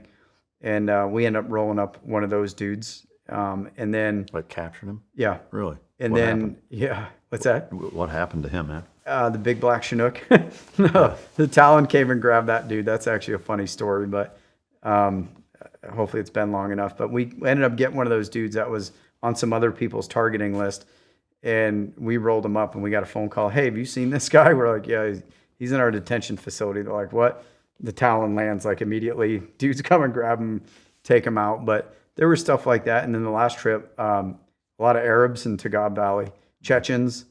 That's the thing you hear a lot about is, the light-skinned Chechen or Southwest red Asia. beards, red hair. So you guys did run into those guys? Yeah, in Tagab Valley, yep. Did you notice a disparity, like before you knew who it was after the fact, engagement to engagement? Were there ever times where in the engagement you're like, who the fuck are these guys? Like, these guys are different. Would they fall into that? 100%. I'll never forget. We were doing one little clearing off in Tagab, and we had our CCT with us.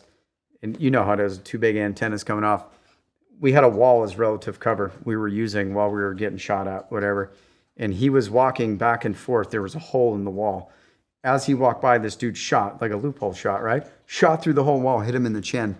And like, he was just like, what the fuck? We're like, he got shot in the chin, but this dude was over 100 meters away and shot through that hole and hit a dude in the chin.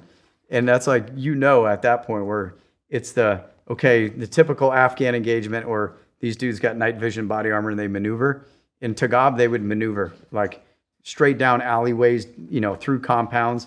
They would maneuver. I don't know if you know who Chuck Ritter is, but yeah. So he's supposed to come on the show. Yeah, so get him on here. He'll tell you about Tagab, but even with all the ass in the stack, they're still maneuvering on you. Yeah. They don't give a shit. Yeah. And that's when you know that there's foreign influence in there. Yeah. Would you say of all of the foreign influence fighter-wise that they were the most competent and the hardest to deal with? Yeah. Yeah. Yeah, by far. In that battle damage assessment afterwards, whether it's the Quds guy that you captured or any intel, what happens with that stuff, like in terms of you gathered up, because to me, like when I hear you say you guys all knew that Pakistani intelligence folks were helping facilitate Taliban and Al-Qaeda forces fighting America. American forces. Why doesn't everybody know that? And like, how did that not get up the chain and something be done about it? That's strategic level stuff, right? Like, if you need to maintain a footprint in Pakistan, you can't ruffle those feathers. If you need to have a package there flying, whatever, I can't talk about those things, but if there's certain things that need to happen out of those countries, sometimes we have to let the little fish swim to establish and maintain those relationships because of strategic level stuff. That's almost like every foreign. I mean, I certainly understand that. I guess, you know, and maybe this is oversimplifying it or highlighting my ignorance towards it, but I just look at it. I mean, when you look at, we'll say what's going on right now with tariffs, it's like, you know, for decades, that's kind of been the approach. It's like, well, you know, we greased it, you know, and Trump's like, no, fuck you guys. Yeah. Like, because to me, and again, I've never been at the upper echelons of the Pentagon or the government. Yeah. But I would think, or I would like to think, that if I was in the position to make that decision with Pakistan, like it would be, like I would want to know that if I'm the SecDef or the president, and I would call the president of Pakistan and I'd be like, hey, fuckwad, this is what's happening, and if you don't stop it, we will, and I promise you it's going to be way fucking worse if we do it. Yeah. Like, you can have that phone call and that conversation. I mean, to me, like, we didn't ask Pakistan to invade Afghanistan, you know, so like we didn't need their blessing for some things. Like, why? I don't know. To me, again, I know it's not quite that simple, but it kind of seems that way. Yeah. My guess was they have nukes. Yeah. And so do we. It's like one of those things where if you have to protect those things, it's not like they're going to use them on us, but it's more like we have safeguards in place because of what's going on between Pakistan and India. I'm sure that had a lot to do with the geopolitical situation where all that, but like when you roll dudes up on target and they got wads of $100 US bills. Yeah. What happens to that money, Geoff? I don't know. Couldn't tell you. I found $200. No, I don't know. Like it happened in both theaters, right? It happened everywhere. Iraq was the same thing. You're rolling up people with wads of US $100 bills. And it was like, okay, you know, who are we fighting here? And who's handling these people, right? Yeah. And like, I don't have to get into the Libya thing, but you know, that touches home for us with some people we knew that were there. But it was just like, when you're at that level doing those types of operations, when you look underneath the skirt, you're like, what the fuck are we doing? Yeah. On that same note, you know, looking at Afghanistan as a collective multi-decade war, we'll leave Iraq out of it. I mean, I think at this point, most people would say probably shouldn't have done it, and especially the way that we did it. But if you look at it as its own thing, like, it seems like a waste, you know, even having been there, it seems like it was a mistake. But spending so much time in Afghanistan, seeing the withdrawal, the way that it happened, how did you take that? How did you, you know, deal with / perceive that whole fucking debacle, and what are your thoughts on Afghanistan in its entirety? Yeah. I mean, from 2005 till 2014, I was going there, right? And lost a lot of friends, not only just because of being killed in combat, but the residual effects of that combat, suicides and cancer. And I'll never forget, I was in the middle of running one of my transition seminars, and that whole thing started going down. And I was like, what the hell are we doing? Like, how is this even possible? Like, we're literally like just packing up and shutting down. And that, like, that's the moral injury part of that, right? I was like, what can we do? And I'll never forget, because I still have one of my friends who was our interpreter since he was 16 years old. He's a Green Beret. He was a Green Beret at the time of all this happening. His entire family was over there. And my first thought in my head was like, we got to get this dude's family out. And I call him, I'm like, dude, what the hell? Your family's still there? And he's like, yeah, man. And it was like, he's a Green Beret. And it's like, we have the assets to get him out. That was a phone call I didn't make, but got made through our channels. And they went and recovered his family. I won't say who. And then my other friend, who was there, green card status in America with me, who I was in my last big engagement with, my buddy Haroon, his entire family was over there. And we're like, we need to get him out. So it was literally, this is the craziest story ever. And I've never told this publicly, but we ended up setting up a cell in my human performance and wellness office. Wow. And got a team of Afghans and Americans working around the clock. This was with the whole Team America, Task Force Pineapple, all that stuff, right? And we started running real world operations to recover first Afghans, and then we ended up recovering a lot of American citizens out.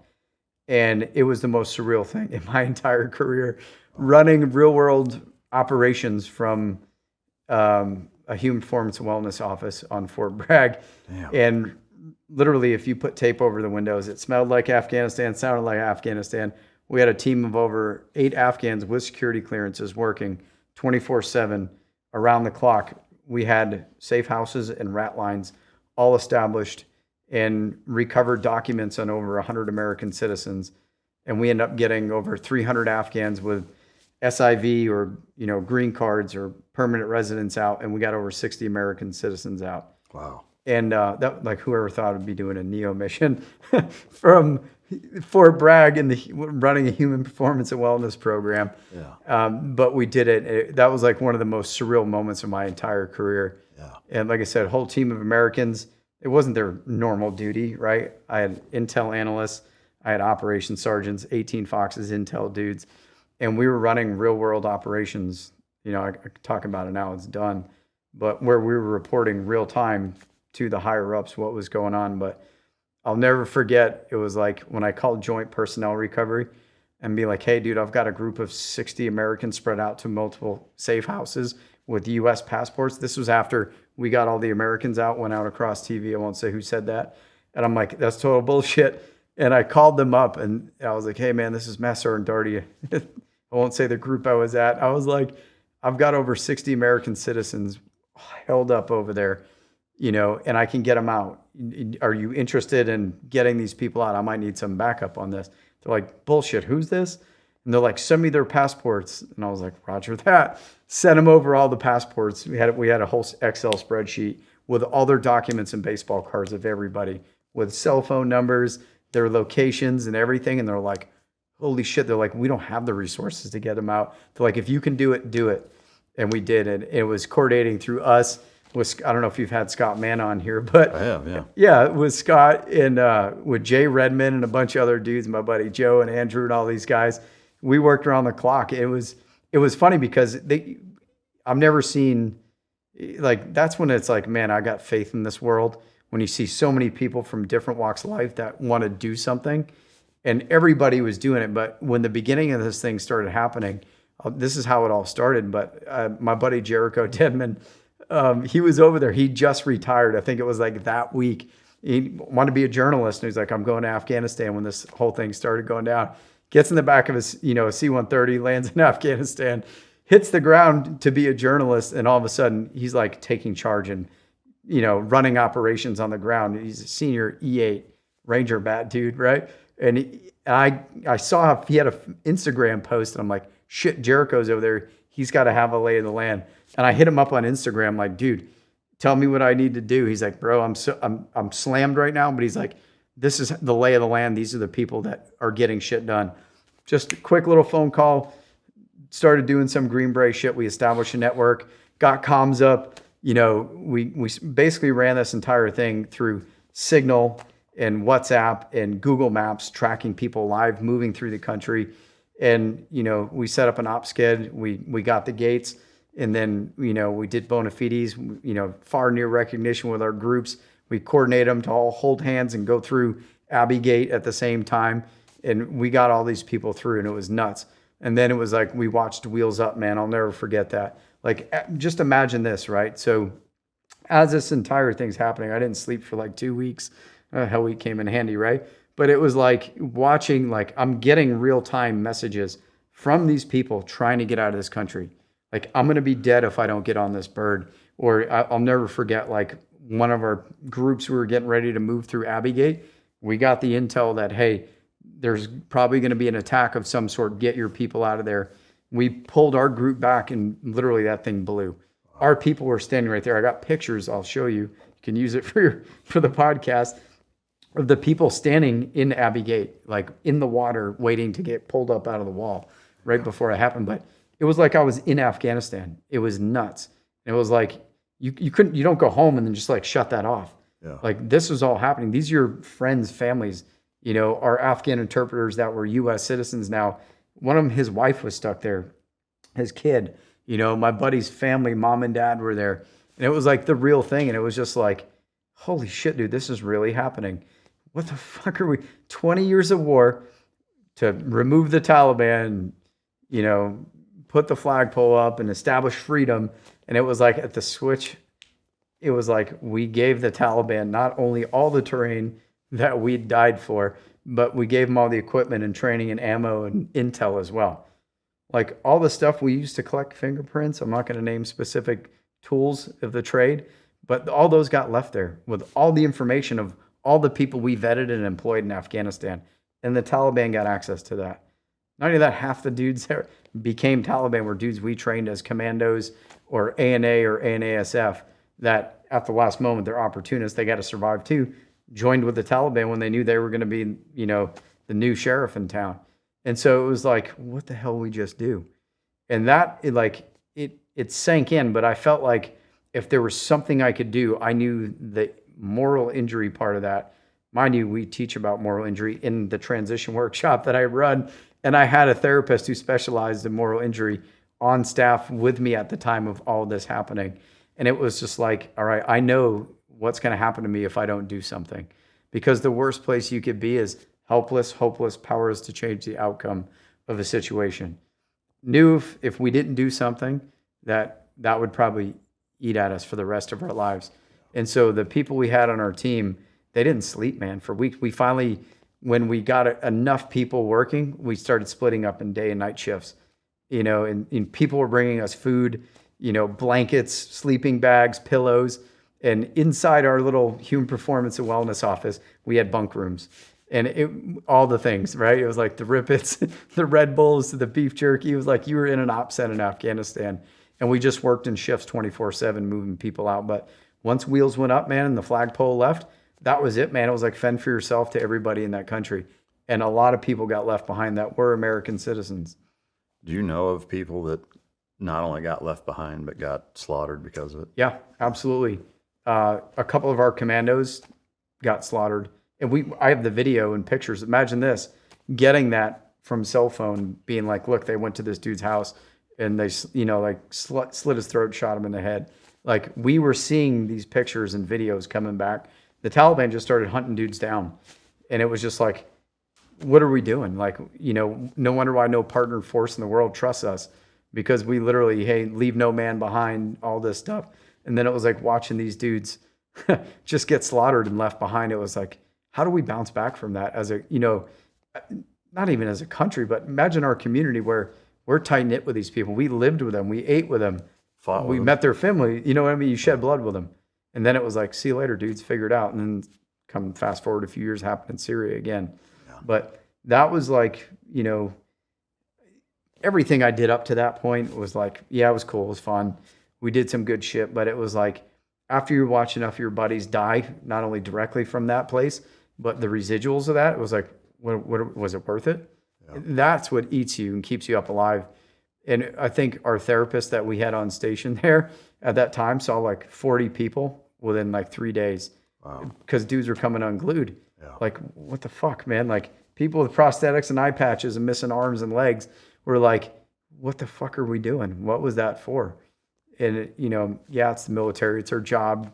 It's not it's not who you are. You can say all that shit all you want, but we know, like, when you watch your bros not come home from that place, and how many funerals I went to over that 2005 till 2019 time frame when I was operational, it was like I never wanted to go to a damn funeral ever again. Yeah. How many flags do you have to see get handed off? How many 21 gun salutes do you have to hear before you just be like, I'm fucking numb? Yeah. Yeah. When you look back on it at this point and you think of Afghanistan as its own entity, do you think it was worth it or a mistake, or how do you reconcile it? I'll say, it was like Vietnam, right? After Vietnam, we left, same thing happened. They got overrun. Communism came in, and then people are like, we're not going back to that shit. Look what happened with Vietnam. Same thing happened in Afghanistan. Western culture came. Look at the Taliban.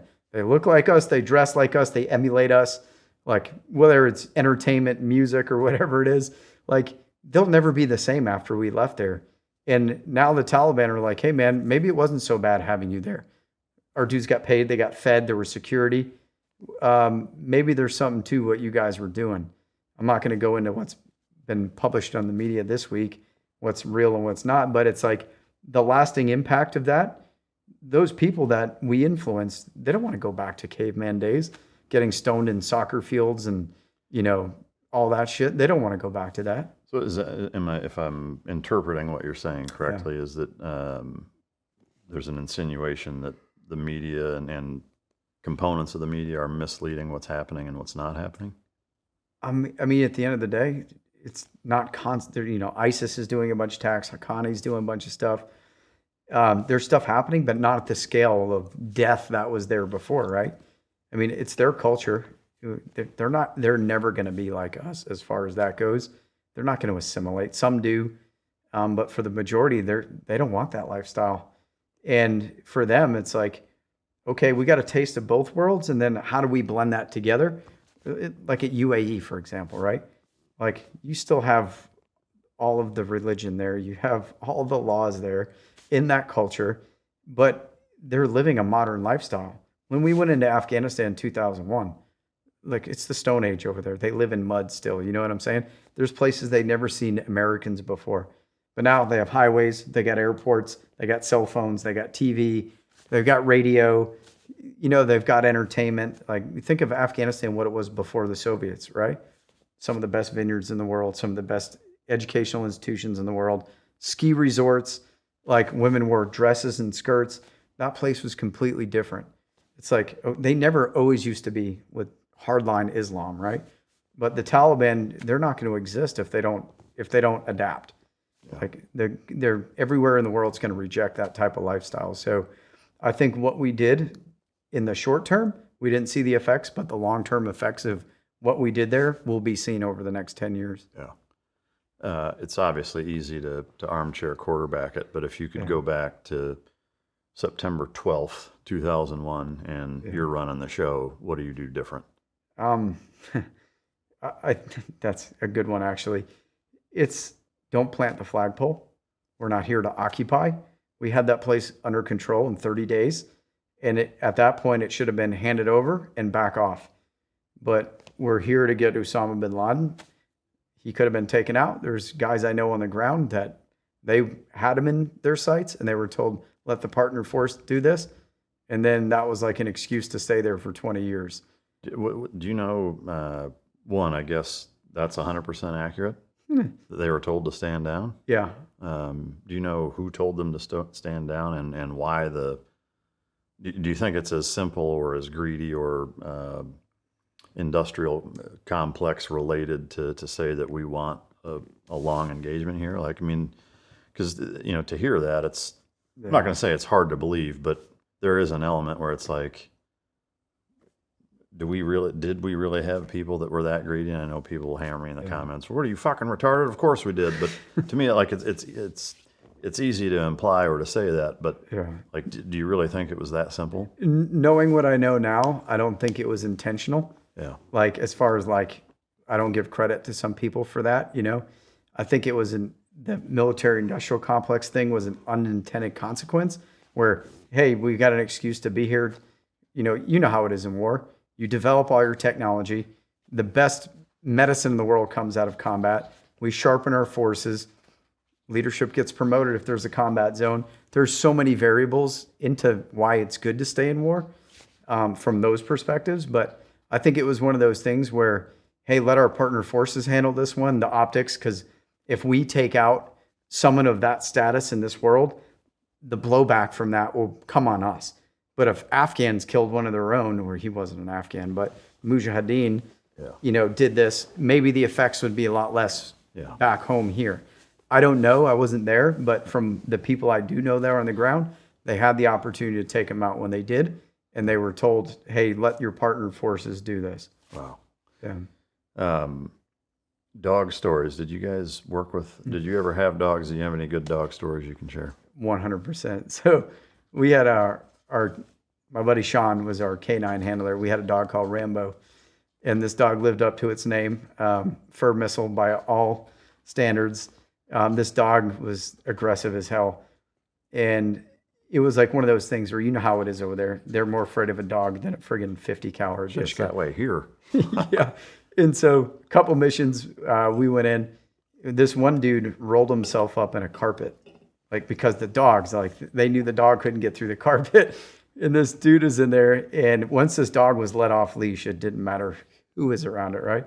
But I mean, this dude's feet were sticking out of this carpet, but this dog would just punch so hard and just went in and like, imagine a Tootsie Roll, like an Afghan stuck in a rug and a dog pulling all around it and shaking it. You know what I mean?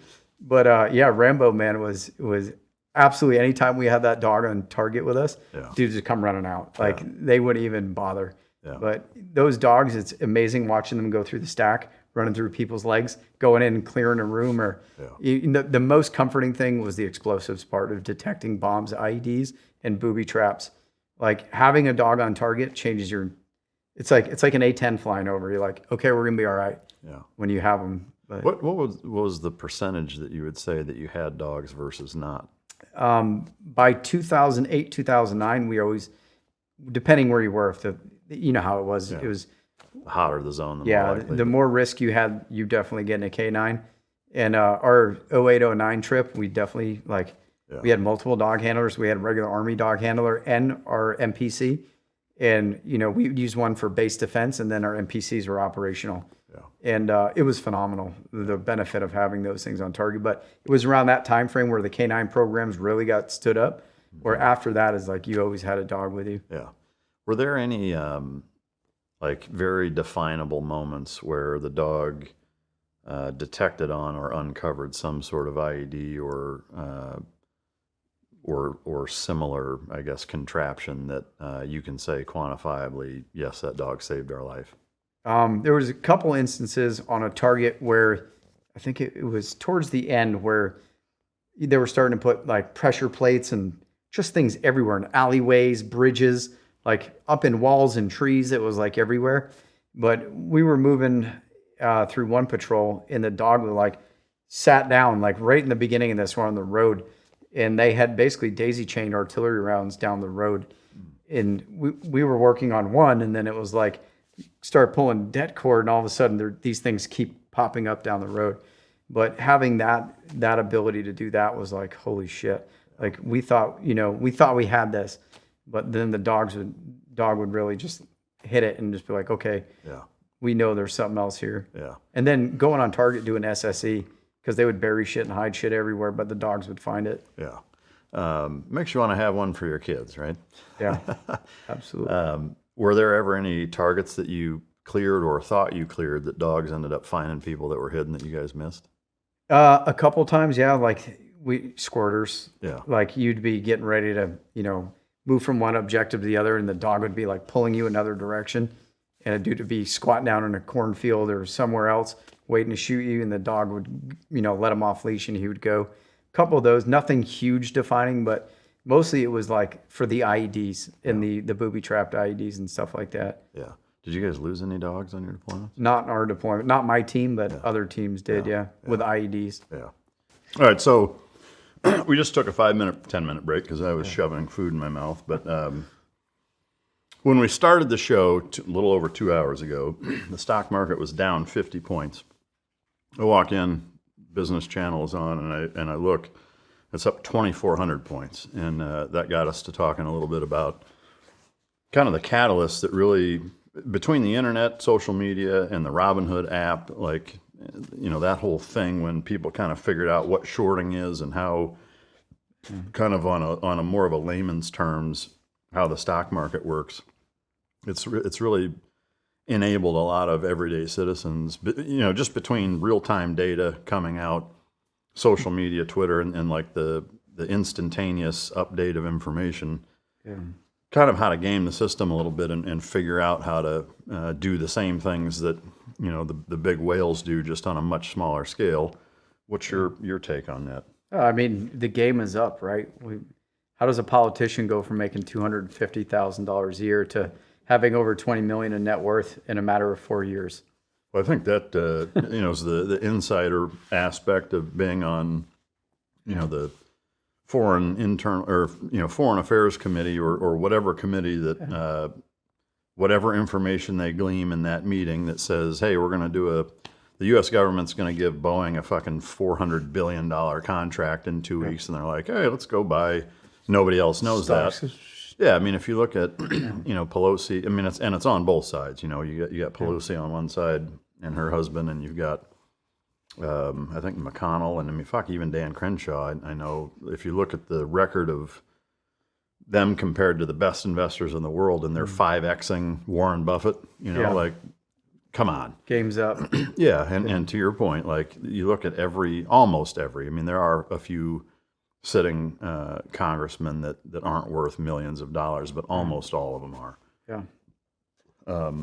I am curious, like, in that kind of same token, or on that same token, I think crypto also actually has played a large role in people figuring out how shit works that way. Mm-hmm. And to me, the unique thing about crypto is, I don't mess with much of it, but the ability to have a 24-hour cycle. They don't take the weekends off. Like, you may wake up and shit is totally different than when you went to bed. Whereas any stock market, they have opening and closing, and but the speculation and the, I guess, the influence that different things have on markets, whether it's crypto or stocks or whatever, is fascinating. Do you mess with much of that stuff? So it's funny you say that. One of my good buddies, John, I worked with towards the end of my career, Green Beret, Army Ranger. This dude's decorated more than my wallpaper. But this guy, like, figured it out, right? And he was teaching me all the tricks. He used to use Papa John's as an example all the time. And he'd be like, oh, Papa John's said something racist. The stock's going to tank tomorrow. Let it tank, and then you'd buy a shit ton of it. And then people would forget about it. Papa John's goes through the roof. He just made $100,000, right? Do that on a bigger scale. Hey, we're going to go to war with Iran. Defense tech, everything goes through the roof, right? You know the whole deal with all of them. Once you figure that out, it's like there's predictability in it. Yeah. And we talked about the whole Robin Hood thing is like, once the average Joe figured out that predictability, crypto kind of like took all that away and was like, what the hell is this thing? But, I bought this thing. I started a little crypto mining operation, whatever, and I became a millionaire in a matter of weeks, right? And it's like, who started this thing? Where'd it come from? How does it operate, right? Like, how do you mine crypto from nothing?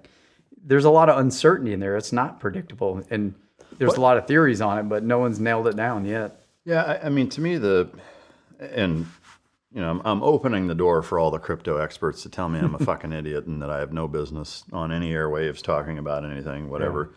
And again, I don't have a ton of personal experience, but I pay attention to what it does. And to me, this is my simplification, I guess, description of it is that, the first thing that I think that makes it difficult or made it difficult to predict or understand was the fact that, unlike any currency that exists that's attached to any other society, there is an economy and a GDP behind it. The dollar, like, there are a lot of data points that you can look at that says this is where it's at, this is where it was, this is where it's going to be, but most importantly is why. Yeah. The yen, the baht, the ruble, the whatever. It's like, well, you can take a deep dive on what that economy and what that society is doing, if they're starting wars or not. And I mean, I know guys that 15, 20 years ago were currency traders, and that's all they did. Was exchange one currency from another and moved shit around back and forth. George Soros. The same way that's done with crypto kind of now, but would make hundreds of thousands of dollars a year just swapping currency and sitting on it for a little while. To me, that's the difficult or was the difficult thing with crypto initially, is it's like, how do you determine a value of something that doesn't really have anything attached to it? Now with blockchain and technology and the usage of it in different mediums, I think is kind of the supplement to that, is that now it is there are things attached to it. There's people that use it. There's banks that use it, whatever. But to me, the frustrating part about it, and maybe I shouldn't be frustrated. I should just understand that's how it is and react or plan accordingly. But it is that it was digital gold. Gold has always been a hedge against inflation as it relates to the dollar. The dollar goes down, gold goes up, and vice versa. Crypto was supposed to be, the thing that you didn't need to have it physically the way you do gold. But it kind of does that same thing. It's it doesn't have, a bank doesn't have an ability to do anything with it, control it, take it from you, what have you.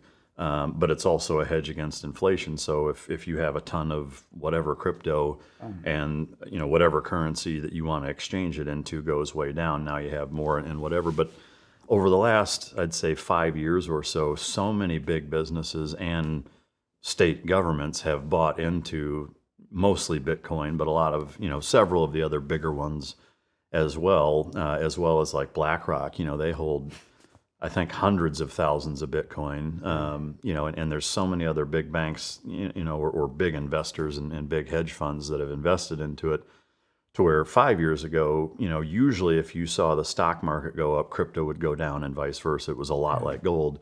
Looking at it now, it's mirrors the stock market almost by the second. Yeah. Stock market starts going down, all crypto starts going down. And just looking at Bitcoin, same thing. Like, it's gone up 4,000 or 5,000 in the last few hours. Yeah. That the stock market has gone up. To me, that's kind of the frustrating thing. Is more than anything, what I think it tells you is that it's woven into the stock market, and it's woven into big banks and big business. So you kind of have to treat it accordingly. Where you can't really use it as like fighting the system anymore. It's part of it now. Yeah. I don't know. What do you think? I mean, the cynic in me sees anything crypto or digital. It's like, get you hooked on it, get you to trust it, and then all of a sudden you can't do anything without us knowing exactly what you're buying or where you're going, right? With blockchain, there's no BSing that system. Yeah. It knows who is doing what. There's transactional records of where every single piece of that Bitcoin goes, to who, from who, when. It's all stamped, right? Imagine a society where you can't do any type of trading or, bartering with anything physical, and everything's got to be digitalized. I don't trust any of these big organizations or corporations. They don't have our best interests at heart with anything they put out, whether it's medicine, whether it's food, whether it's information. Yeah. It's all consumables, right? And consumables are serving the shareholder. And so there's no, hey, we want the best for you in any of this. It's an opportunistic field with cryptocurrency, right? And it's like people, like I said, we get them used to it. Oh, yeah, I know what that is. Yeah, I trust it. Yeah, in the blink of a hat, you hit a button and then you have zero. Yeah. You have nothing physical to obtain. Go back to the Federal Reserve, 1913, right? We lost the gold standard, and then we have promised notes. Hey, we promise you this thing's worth something. It's not worth anything except we say it's worth, right? Yeah. Federal Reserve. And it's like, how do we as a society recognize that of, hey, we need something to back our currency that's physical, it's tangible. I can go in the ground, pull it out, and say, hey, this is worth something. Yeah. With crypto, there's none of that. And it freaks me out. I'm not a crypto expert. I don't own any crypto, and I probably never will. Because I don't want anyone to be able to zero that thing. Yeah. Even though they could zero my bank account right now, I still have physical assets that are worth something, that are tangible if shit ever hit the fan. Yeah, I would say I have a more open-minded in terms of, I'm willing to, I've messed with a little bit of it, but I always view it like putting fucking $20 on a UFC fight. Like, I'm never going to put so much into where if somebody did zero it out or stole it or it became worth nothing, that it would impact me really one way or the other. It's more of just kind of for shits and giggles. But I would love to have somebody on the show who's a legitimate huge player expert that could answer a lot of the misconception, or clear up a lot of the misconceptions and or answer a lot of people's questions who aren't into it, that are unsure about it, because I think there is a lot of misinformation. I probably am guilty of just spewing half of it, but it is fascinating stuff. But I guess on a bigger scale, whether it's crypto or the market or whatever, is what you're seeing right now with tariffs.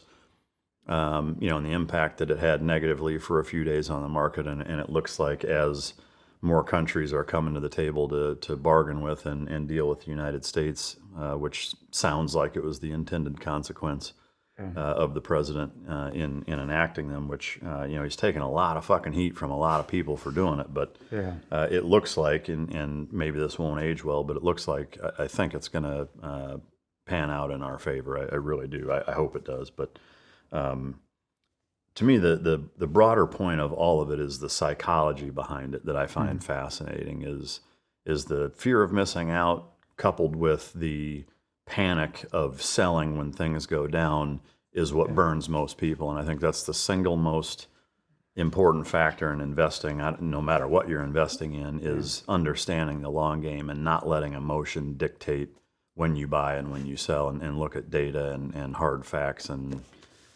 truths to drive that. But if we could spend all day on this one, I mean, you just nailed it. Fear overrides logic, right? Yeah. And every corporation knows that, and they use it to sell. Pandemic. Okay, we drive up this fear of something below 1% death rate. People lined up to get 6 vaccines. Friggin' vaccinate me, daddy, right?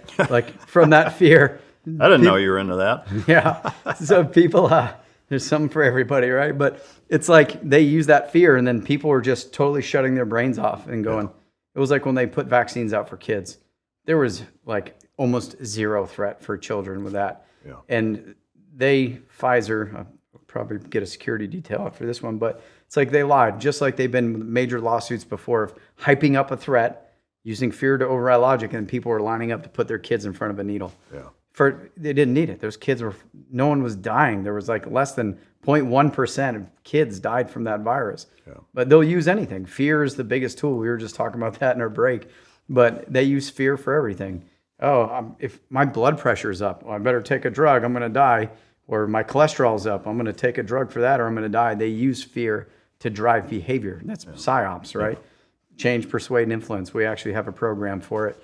But it's to use fear to change behavior. Yeah. And once you get people who are living in fear, they can't turn off the news. Everything you feed them, they're not going to think. They're just going to absorb, consumable. Whether it's food, hey, they say it's safe, I'm going to eat it. That goes right down through everything. Why aren't people sleeping? Why are people anxious? Why are people addicted to social media and cell phones? And that's where, if you look at the turn of the century, when all of that stuff was introduced, we were just talking about all the digital stuff. It's like we went from playing outside, being connected with each other, to literally taking orders from what's in our pocket or on our TV. And we have an entire generation that's starting to figure this out. Like, why are so many people killing themselves? Why are so many people sick? Why are these young kids, you can't put a rucksack on them, they break. They're fed everything, whether it's ultra-processed foods, whether it's information, pharmaceuticals, but it's money, it's power, it's control. Yeah. And, it's not conspiracy anymore. We're starting to learn real quick with, the change in administrations with a lot of truth coming out on stuff, whether it's pharmaceutical, food industry, or government things that have happened, the information age. This is a paradigm shift where it's like the Matrix, right? I like to use that movie. It's like you don't know you're in it until you're out of it. Yeah. And then once you figure it out, you're like, I'm not going back to that thing. Mm-hmm. I want to destroy that. And that's what happens when people, I'll go back to being traumatized kids. If you grow up in an unsafe environment for the rest of your life, you're going to be primed not to feel safe. Your nervous system is going to be in overdrive for the rest of your life, thinking everything's a threat or waiting for the hammer to drop, because you can control that outcome. If you catastrophize things or self-sabotage, at least you can control the outcome. But uncertainty and fear is what drives people to override their logic and automatically respond. They don't think things through when they're afraid. It's like when react to contact, right? Are you supposed to think what's going on, or you just automatically react and lay down a base of fire? When fear is overriding your logic and your nervous system, you don't think, you automatically respond. So if you have this box in your house that's constantly pushing fear into you, you're not going to be using logic to do any decision making. Yeah. Oh, orange man bad. Tesla bad, right? I'm burning and keying Teslas in the street. Why is this? I thought those were good for the environment, right?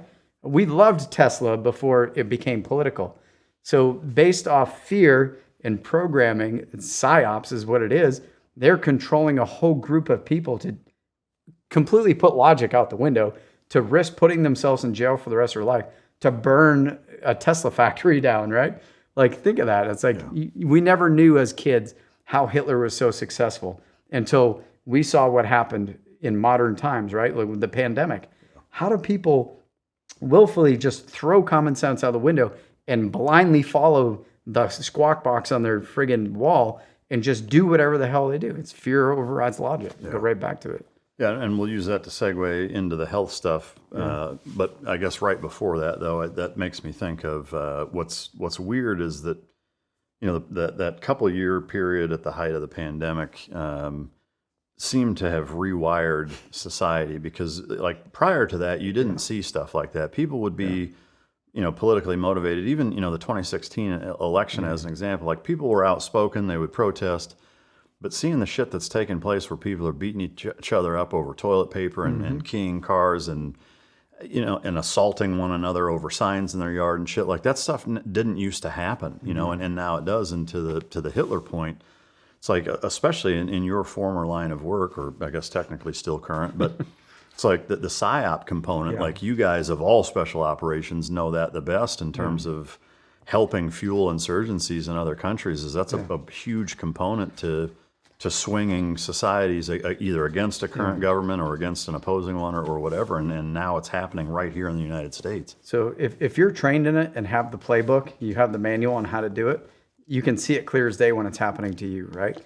I'll use an example.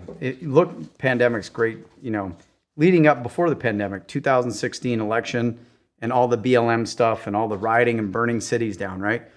If you watch the media, you think everyone on the right was the KKK and you think everyone on the left was a communist. And you take two minority groups that are not even a fraction of the population and you dominate headlines with both of them, you would think everyone in the United States is an extremist. Fear, right? Polarization, that's like the dead giveaway. When you polarize two different opposing people and then you energize them and then let them loose on the media, you're controlling the narrative. That's psyops. That's 1,000% a psyop. And so before, people used to interact with each other, barbershop, shopping, events, social events. You get out and you go through your neighborhood and meet people face to face. About 95% of them all have the same things in common. They have the shared goals. They care about their family. They're passionate. They love other human beings. They love nature. And then you would think by the media that all these people hate each other and everyone is like this.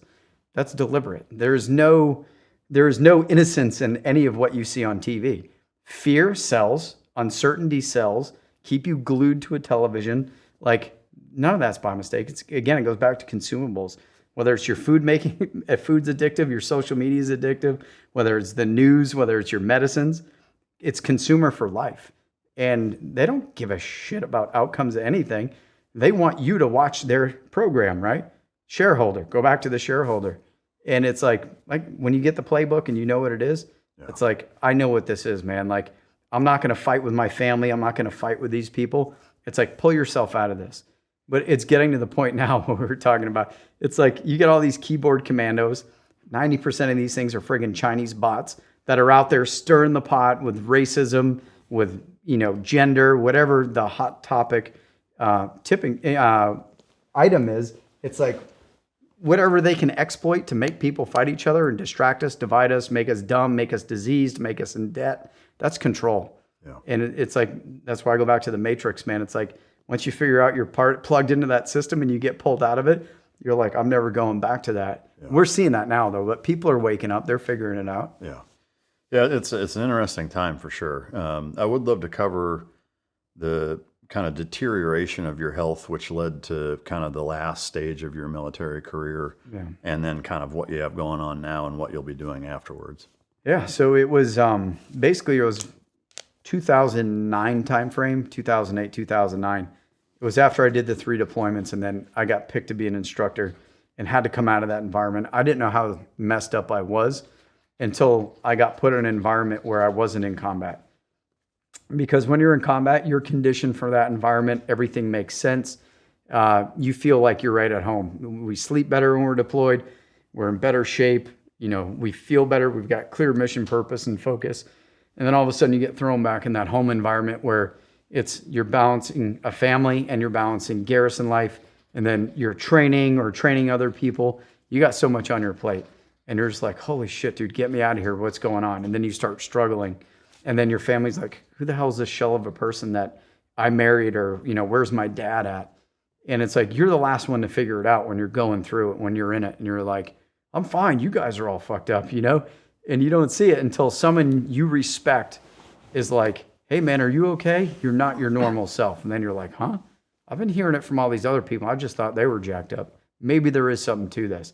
So I told you about that time period where between deployments, I went through 3 specialized schools for breaching and shooting.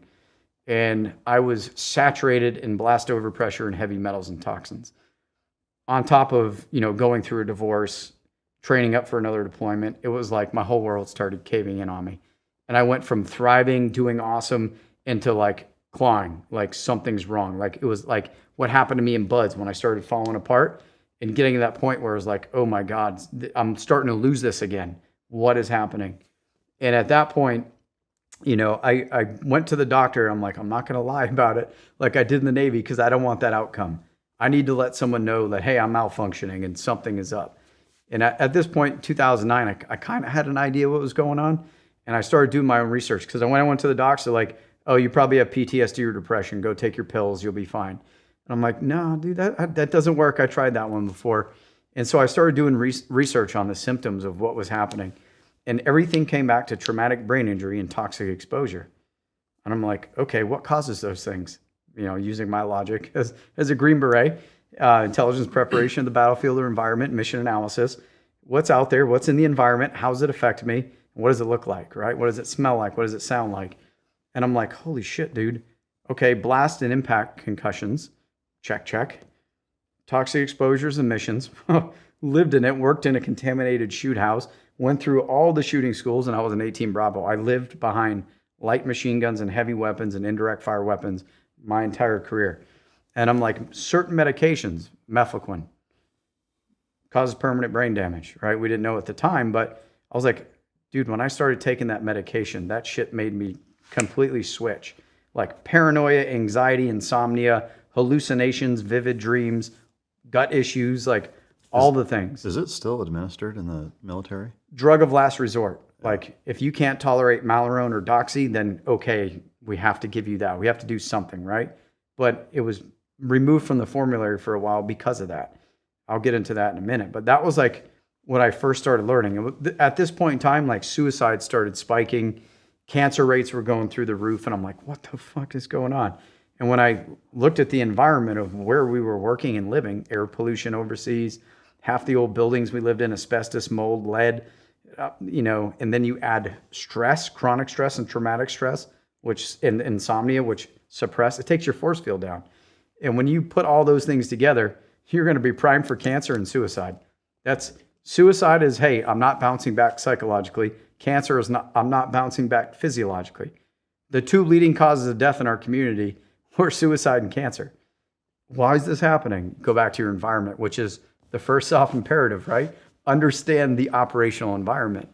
And when we talk about the operational environment, it's not, hey, don't put your foot in your mouth and say the wrong thing, or, don't do something dumb downrange. It's also the health effects of the operational environment, what you're being exposed to. I'll go to aviation, since aviation has the highest cancer rates in the military. You're in a tube, you're huffing in toxins through fumes, right? When they put the fuels in those things, they're carcinogens in there. You're sitting on top of a radar, radiation. You're sitting closer to the sun with a piece of glass between you. You're getting radiated by the sun. And then you have all your electronic warfare stuff getting radiated, radios, jammers, antennas. And then you're shooting heavy machine guns and artillery like Spectre gunships, DAPs, Blackhawks. You're in a toxic cocktail. All the things are there, right? And then you're doing it with minimal rest, horrible nutrition, bad lifestyle, no warning whatsoever of what you're being exposed to. No one ever tells you about that, right? So go back to understand the operational environment. Humans are more important than hardware. Okay, missed the mark on this one, because the leading cause of death for our community, it's not ambushes and IEDs. It's cancer and suicide, right? Which is an effective lifestyle and environment. It's not random, all right? There's genetic predisposition, but that doesn't mean you're predetermined. That just means those genes can turn on and off at any cue from the environment, right? And so in my case, I had a genetic predisposition with methylation deficiency, MTHFR, they call it the motherfucker gene. But my body didn't clear toxins as fast. So what happens is when I took those medications in buds, for me being 145 pounds, taking the same dose as someone who's 200 pounds, and I don't metabolize as fast, I can't break it down, it builds up to toxic levels where it does connective tissue and nerve damage, right? So I didn't find this out until 2015 when I went through the Cleveland Clinic with Dr. Mark Hyman, and he's like, dude, I had the same thing. Went to China, worked there, and all of a sudden I had all these issues from mercury toxicity. My body couldn't get rid of it. And I was like, holy shit. Contaminated ranges, being behind a machine gun all the time, all the ranges, the environments I was in, air pollution. I was like, okay, I know what this is. And I was like, if I have this, I guarantee you all these other people are suffering through the same thing, right? So everyone in our community now has heard the term operator syndrome, right? And so there's a good and bad of that. No one wants to be associated with a syndrome or be a victim of anything, right? So the top brass, like some people love it, some people hate it. But at the end of the day, it's all about the effects of your environment. It's allostatic load. Allostasis is adaptation and change through your nervous system and hormones to adapt to any environment you're in. It's an involuntary response. And the more shit you have in your plate from your environment, what's going to happen to you, right? If I threw you in a fire, what happens? I'm probably going to burn, but you never know. Maybe I'll go the Khaleesi route and wake up with a dragon on my shoulder. You never know with me. Exactly, right? So an expected appropriate response. If I throw you into an environment full of toxic exposures, chronic traumatic stress, insomnia, horrible relationships, financial struggles, what do you think is going to happen to you? Yeah, I mean, that's the depression, suicide. Depression, anxiety, cancer, metabolic dysfunction, low testosterone, all the things, right? The primary mediators of how you respond to your environment are through your nervous system and neurotransmitters and hormones. Like those are the things primarily responsible for you maintaining balance in your life and your environment. And so when our community is not bouncing back, what would you might want to look into? Hormones. And neurotransmitters and your nervous system, right? Can we measure those things? 1,000%. It's actually pretty cheap to do, right? We can look at your nervous system through bioneurofeedback, through sensors, through wearables. They're checking heart rate variability. They're checking sleep. They're checking, hormone levels. They're doing all that through wearables now. Like blood sugar and hormones can be done through a sensor on your wrist or your finger. And it's like, if we know this, then why aren't we teaching people about this, one? And why aren't we monitoring that to see how people are responding, right? Without me ever asking you a question, about your health, I know what you did. I know where you did it, right? And I know the effects of those things in the environment. I don't have to ask you, is your sleep jacked up? Is your sex life shitty? Do you have anxiety? Do you have depression? I don't even have to ask because, again, if I threw you in the fire, what's going to happen? So in our community, we play dumb, like, oh, we don't want, come in and talk to us. We'll see what's going on. So with a little bit of education, you educate your medical providers about these things.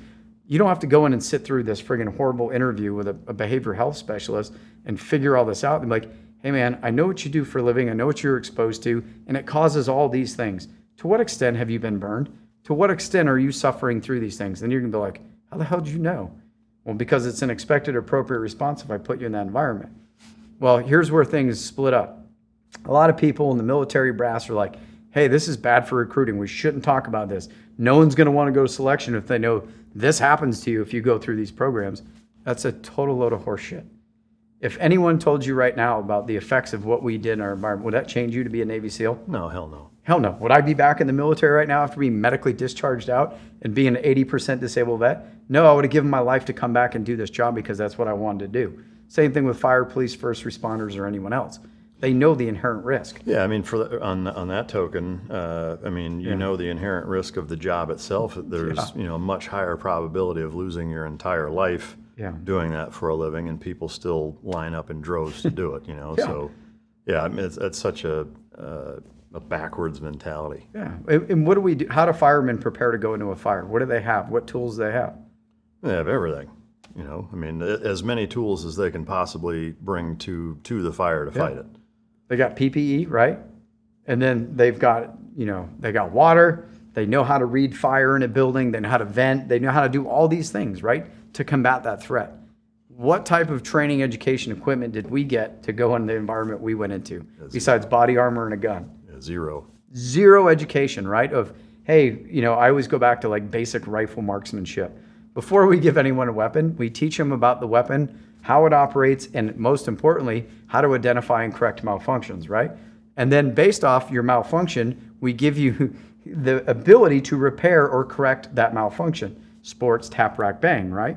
Hey, this malfunction, I know what this is. I know the corrective action to fix this to get the weapon back in operation so I can stay alive. Do we do that for us with mental health, with physical health? Nothing. So depression, anxiety, insomnia, sexual dysfunction, those are all check engine lights.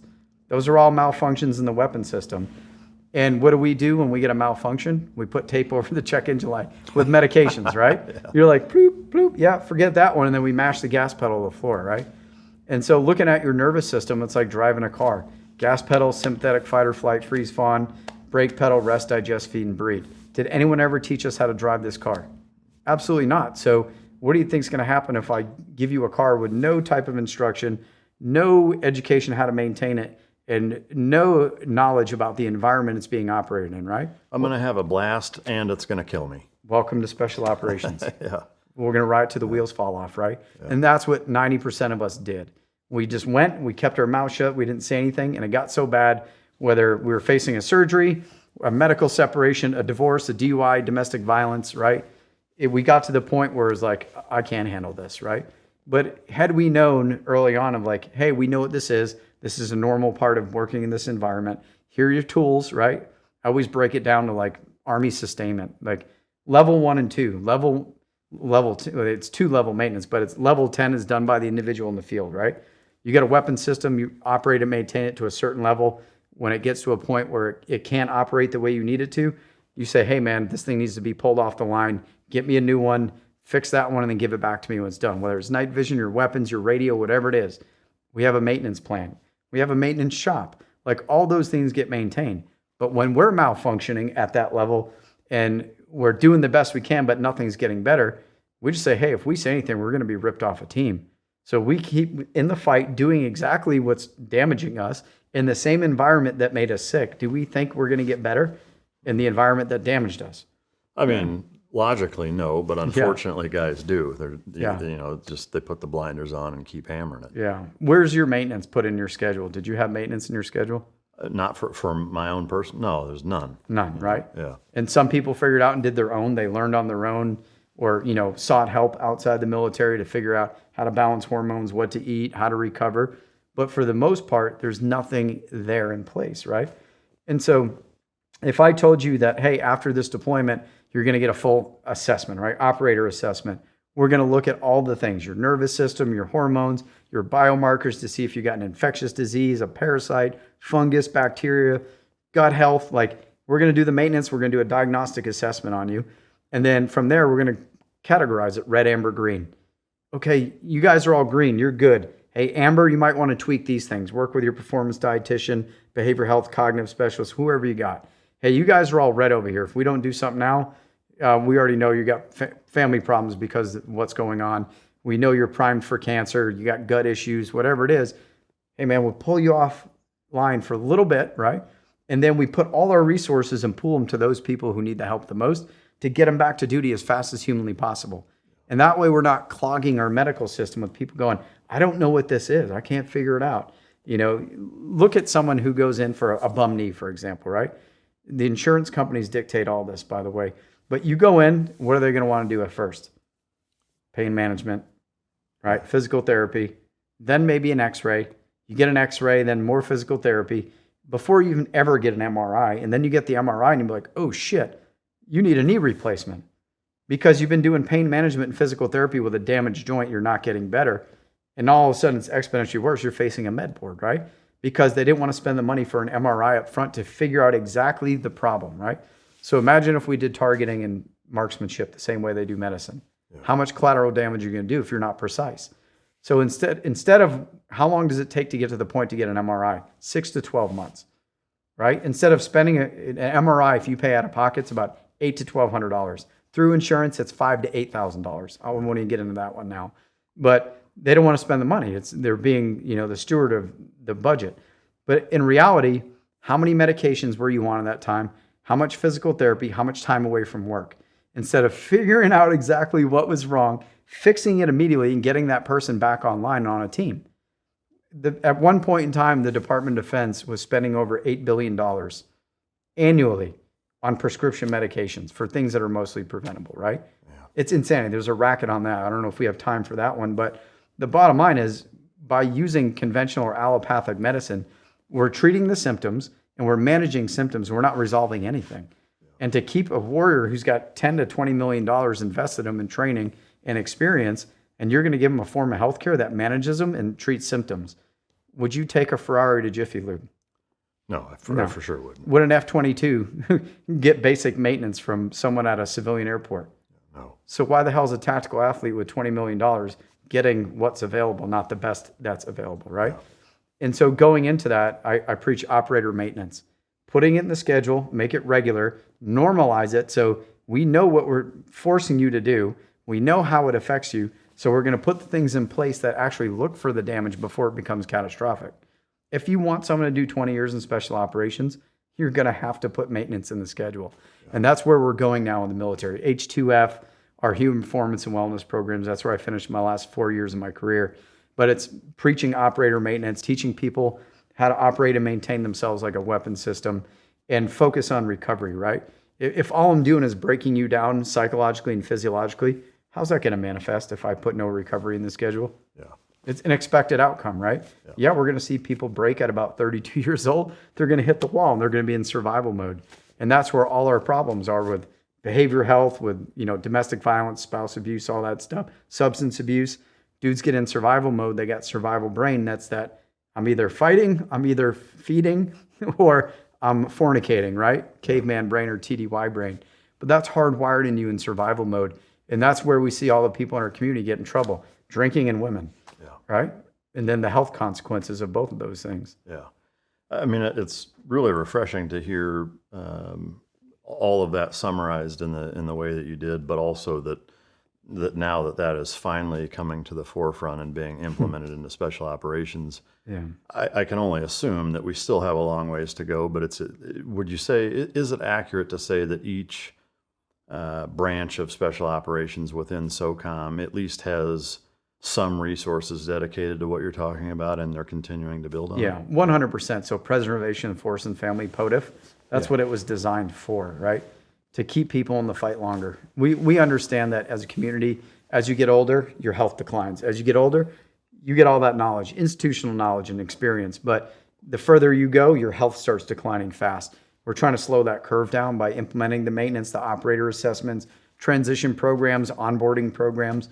All the tools are there. It's just implementation and usage is low because there's no education up front of why is it important, what's in it for me, right? Like our dudes, all they care about is the bedroom and the battlefield. Where can I operate both more effectively, right? But if you can break it down, it's got to be the right people pushing the message, people from our community that have been there, done that, right? And it's got to be delivered the right way. Going back to the human weapon system or the car, it's like if you can understand that concept of, hey, I want to keep myself in the fight longer and be more effective on the battlefield, be more lethal. Lethality, right? Sell it as lethality. It's where Pete Hegseth coming in. His priority is lethality. In special operations, our priority's always been lethality, but not at the cost to the individual and the entire family unit as well. That's why POTF was created. We understood that. It's why we say humans are more important than hardware. But when it comes to implementing those policies and implementing those things, like we say it, but we're not doing it to the scale we need to yet. Yeah. And it's because you have two opposing views on this. The medical community says that's too expensive to do that. It's not feasible. Total BS. It is if you do shared medical appointments, you do it as a team, right? You go through and do doctor's appointment as a team, and then if need be, you go one-on-one if things pop up, right? But if you bring a whole group of people in and you run all their labs together, you do the diagnostics on them, and you do the interviews, and you put all the education out there, and then when the results come back, you say, okay, you guys are green, keep doing what you're doing. Rock on. Hey, you guys are amber, go see your HPW team. You guys are doing good. Might have a few things to tweak. But again, if we identify people in red that are on the verge of suicide or cancer or do have cancer and don't know it yet, we've intervened and prevented something that's going to be catastrophic, right? Yeah. And it's not going to be like, if I have cancer, I'm not going to be like, I need to be on a team and deploy. Yeah. Who's going to say that, right? Yeah. But it's like, once you realize that, it's like, people, once they do it and they see the benefits and how effective and efficient it is, they're like, why were we doing that dumb shit before? So every place we implemented that type of framework, SMUs are doing a good job at it. But on the conventional vanilla side of things, they're like, why the hell have we been doing this before? The medical providers, once they do it, they're like, holy shit, my schedule's not booked up with onesies and twosies everywhere. We get all the vaccinations done. We get all the med pros done. Like everything's done on a scheduled rotation where it's predictable and it's efficient. And then they get, holy crap, we just saved a lot of time, blood, and money. Yeah. But it goes back to implementation. I mean, military is going that way. Uniform Service University, Total Force Fitness, H2F, all these big initiatives, VA, whole health, they're all going to personalized medicine or functional or precision or lifestyle medicine, right? The Air Force is leading the charge on lifestyle medicine, but people see the benefit of being preventative and proactive. And the education that I push is it's force health protection, which isn't, it's a military program, Force Health Pro. The job is to be proactive and preventative. And if we actually, practice what we preach, we'll get that. And that's where, functional medicine or lifestyle or performance medicine comes in. It's the exact framework we use to maintain our equipment and how we're supposed to be doing force protection in the military. Yeah. And so literally, that's the language I used when we co-wrote a paper, a team of us from all those institutions I talked about. We wrote a paper on force health protection, but operator maintenance to show, hey, we say humans are more important than hardware. Yeah, total bullshit, one. But two, treat us like we treat our hardware. If I was an AH-64 Apache, I'm going to have a crew, I'm going to have a maintenance schedule, and I'll have a service life. Like after you fly an aircraft so many hours, what has to be done? I mean, a full redo or... Okay. Humans are more important than hardware, right? Yeah. When do we get our full redo? Never. Until recently, we started doing, like sending people to the polytrauma centers, like STAR, PrEP, NICO, and all those programs, where, hey, at the 10-year mark or before you take command, we run them through an abbreviated version of those programs, like your 50,000-mile service life in your car. Yeah. But the thing I helped stand up in SOCOM was the meta transition program where, hey, when you hit that 100,000 miles, before we send you to the auction, right, cut you loose from the military, you're going to get a full look under the hood. Everything's going to get looked at psychologically and physiologically. We're going to give you 36 months to do all this stuff, whether it's surgeries, whether it's detoxing, whether it's, balancing hormones of the nervous system, doing the mental dump, getting rid of all the emotional baggage we have left over. Like we got to put that in the schedule. And the military is changing policy to do that now. And that's where that came from, is we saw the results of how effective that was. And people are like, why haven't we been doing this the whole time? But again, what do most people do in the military? We always did it like that. We'll keep doing it that way. Yeah. And people get stuck. And that's not how we do business in special operations. If we see a better way that's more effective, it's more efficient, it's more lethal on the battlefield, what do you think we're going to do? Yeah, of course you're going to do. So why not apply it to health and wellness? Yeah. Man, that's really awesome to hear. And it's encouraging and refreshing to know that at least now, even though it wasn't the way certainly when I was in, but that at least subsequent generations and warfighters that are doing the deed right now are going to get treated better and better taken care of. You've got just a couple days left on active duty. What is next for you? Health and wellness. So after I went through all my health stuff when my health tanked, I figured it out through functional medicine. I started the program for Task Force Dagger Special Operations Foundation, the SOF Health Initiatives program. That was a new foundation. It was at a time where there weren't that many veteran nonprofits doing anything in the space, right? And this one was started by special operators, mostly from 5th Special Forces Group and Delta Force. Came together, knew there were gaps, started filling it through immediate needs stuff, right? And then one of their programs was a dive program, recreational adaptive events program. And two of my good buddies got severely wounded in Afghanistan. And this foundation, we found out, was going to take them diving. Being a dive supervisor, myself and my Warren on my team were like, hey, we want to put these dudes in the water. So we volunteered to go take our guys and put them in the water, be their assistant instructors and then be their dive soups, basically, so to speak, on the civilian side down to Key West. And we did this. And then it was being run by all civilians and one SF guy at the time. And the operators and the civilians were like, and so we stepped in, myself and my Warren Scott, we were like, hey man, like we live down here being divers. We know the law of the land. Let us help you out. And then we end up becoming staff. And this was at the time where like my health was like spiraling out of control. So when I asked for help, that foundation actually stepped up and said, hey, whatever the hell you need to get yourself back on track, do it. And that's when I went through NICO, because Admiral McCraven, he used to come to the Dagger Dive and dive with us. And I told him about what was going on with me. He's like, why don't you go to NICO? I'm like, what the hell is NICO? National Intrepid Center of Excellence. He's like, I send all my guys there, whether, after they've done so much time or whatever the consequences, they're going to get looked at. Operator maintenance. This is back in 2011, right? Like, hey man, he's doing this thing, but no one in the Army knew about this program. And so I was the first guy to go through NICO. I came out of NICO, they were doing integrative medicine. It wasn't really functional medicine, or they were taking a more holistic look, right? It was a research program, but they told us we were jacked up, but they didn't do the actual rehab there. And the rehab had to be done back at the unit. And at that time, I was already seeing a functional medicine provider. I was like, this should be the standard of care for everybody. And so I came back, to my unit. Hey, we should be doing this. And I'm like, who the fuck are you? Where are your credentials? You're not a doctor. Shut the fuck up. And I'm talking about all these things with toxic exposures and TBI. No one wanted to hear it. I got a gag order about that in 2012. And they were like, shut the fuck up. Like, don't talk about this stuff. And I was like, screw this. I need to do something about it. Like, going back to that whole thing. If you know there's something that can save your bros, like, you're going to do it. So I started the program. They let me do it at the foundation and started that program, functional medicine based, looking at root cause dysfunction, right? So at this time, this foundation was tiny, but now it's grown into an organization that's putting over $1 million a year back into the community. It's purple, so we service all branches, and all branches of special operators, all support personnel, and family members as well. Oh. So we got the heaviest lift, right? So we understand in Task Force Dagger that when one of us is wounded, ill, or injured, it affects the entire family environment, right? And so secondary PTS, same thing. When we're operating in survival mode, we're not using that part of our brain where there's compassion and connectivity and empathy. It's, hey man, I see a problem, I give you a solution. Women don't care about solutions. They want someone to be emotionally connected to them, feel safe, and listen to them. And that causes major family dynamic issues. Add toxic exposures, add insomnia, add TBI on top of it, all the things. And then it's catastrophe at home, right? And how do we know how to solve problems with violence or substances? And that, like, again, it goes back to, or affairs, right? Like, that goes back to that behavior pattern of being survival. It's predictable.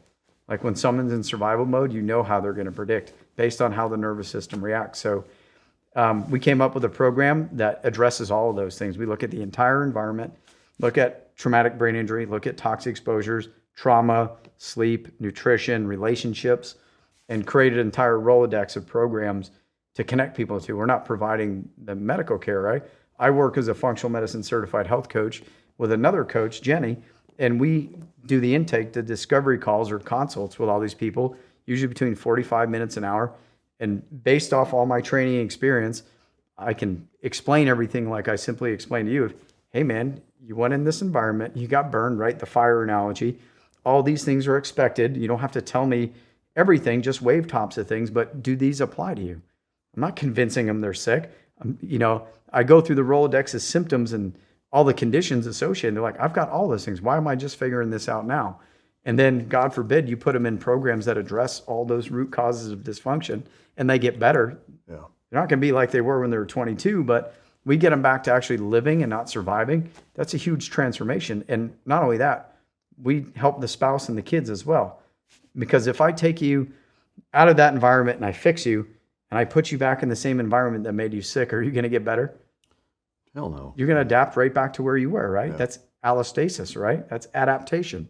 That's exactly what we see. So going back to understanding the operational environment, to heal people, you have to remove and change the environment that made them sick and then give them the tools to survive and adapt in that environment more effectively. Yeah. It's that simple. Yeah. Man, that's some fascinating stuff. And you're going to continue to do that as you get out. And do you see that being kind of the long game? Like that's just what you're going to do forever? I mean, initially it's like, I want to work myself out of that job. My goal is not to be the person or the program that fixes or saves everybody. Going back to being a Green Beret, our job is to teach other people how to solve their own problems. Yeah. And so my goal when I started this program was to transform healthcare in the United States, not just the military, It was to teach people how to repair and maintain themselves. Most importantly, how to identify and correct malfunctions.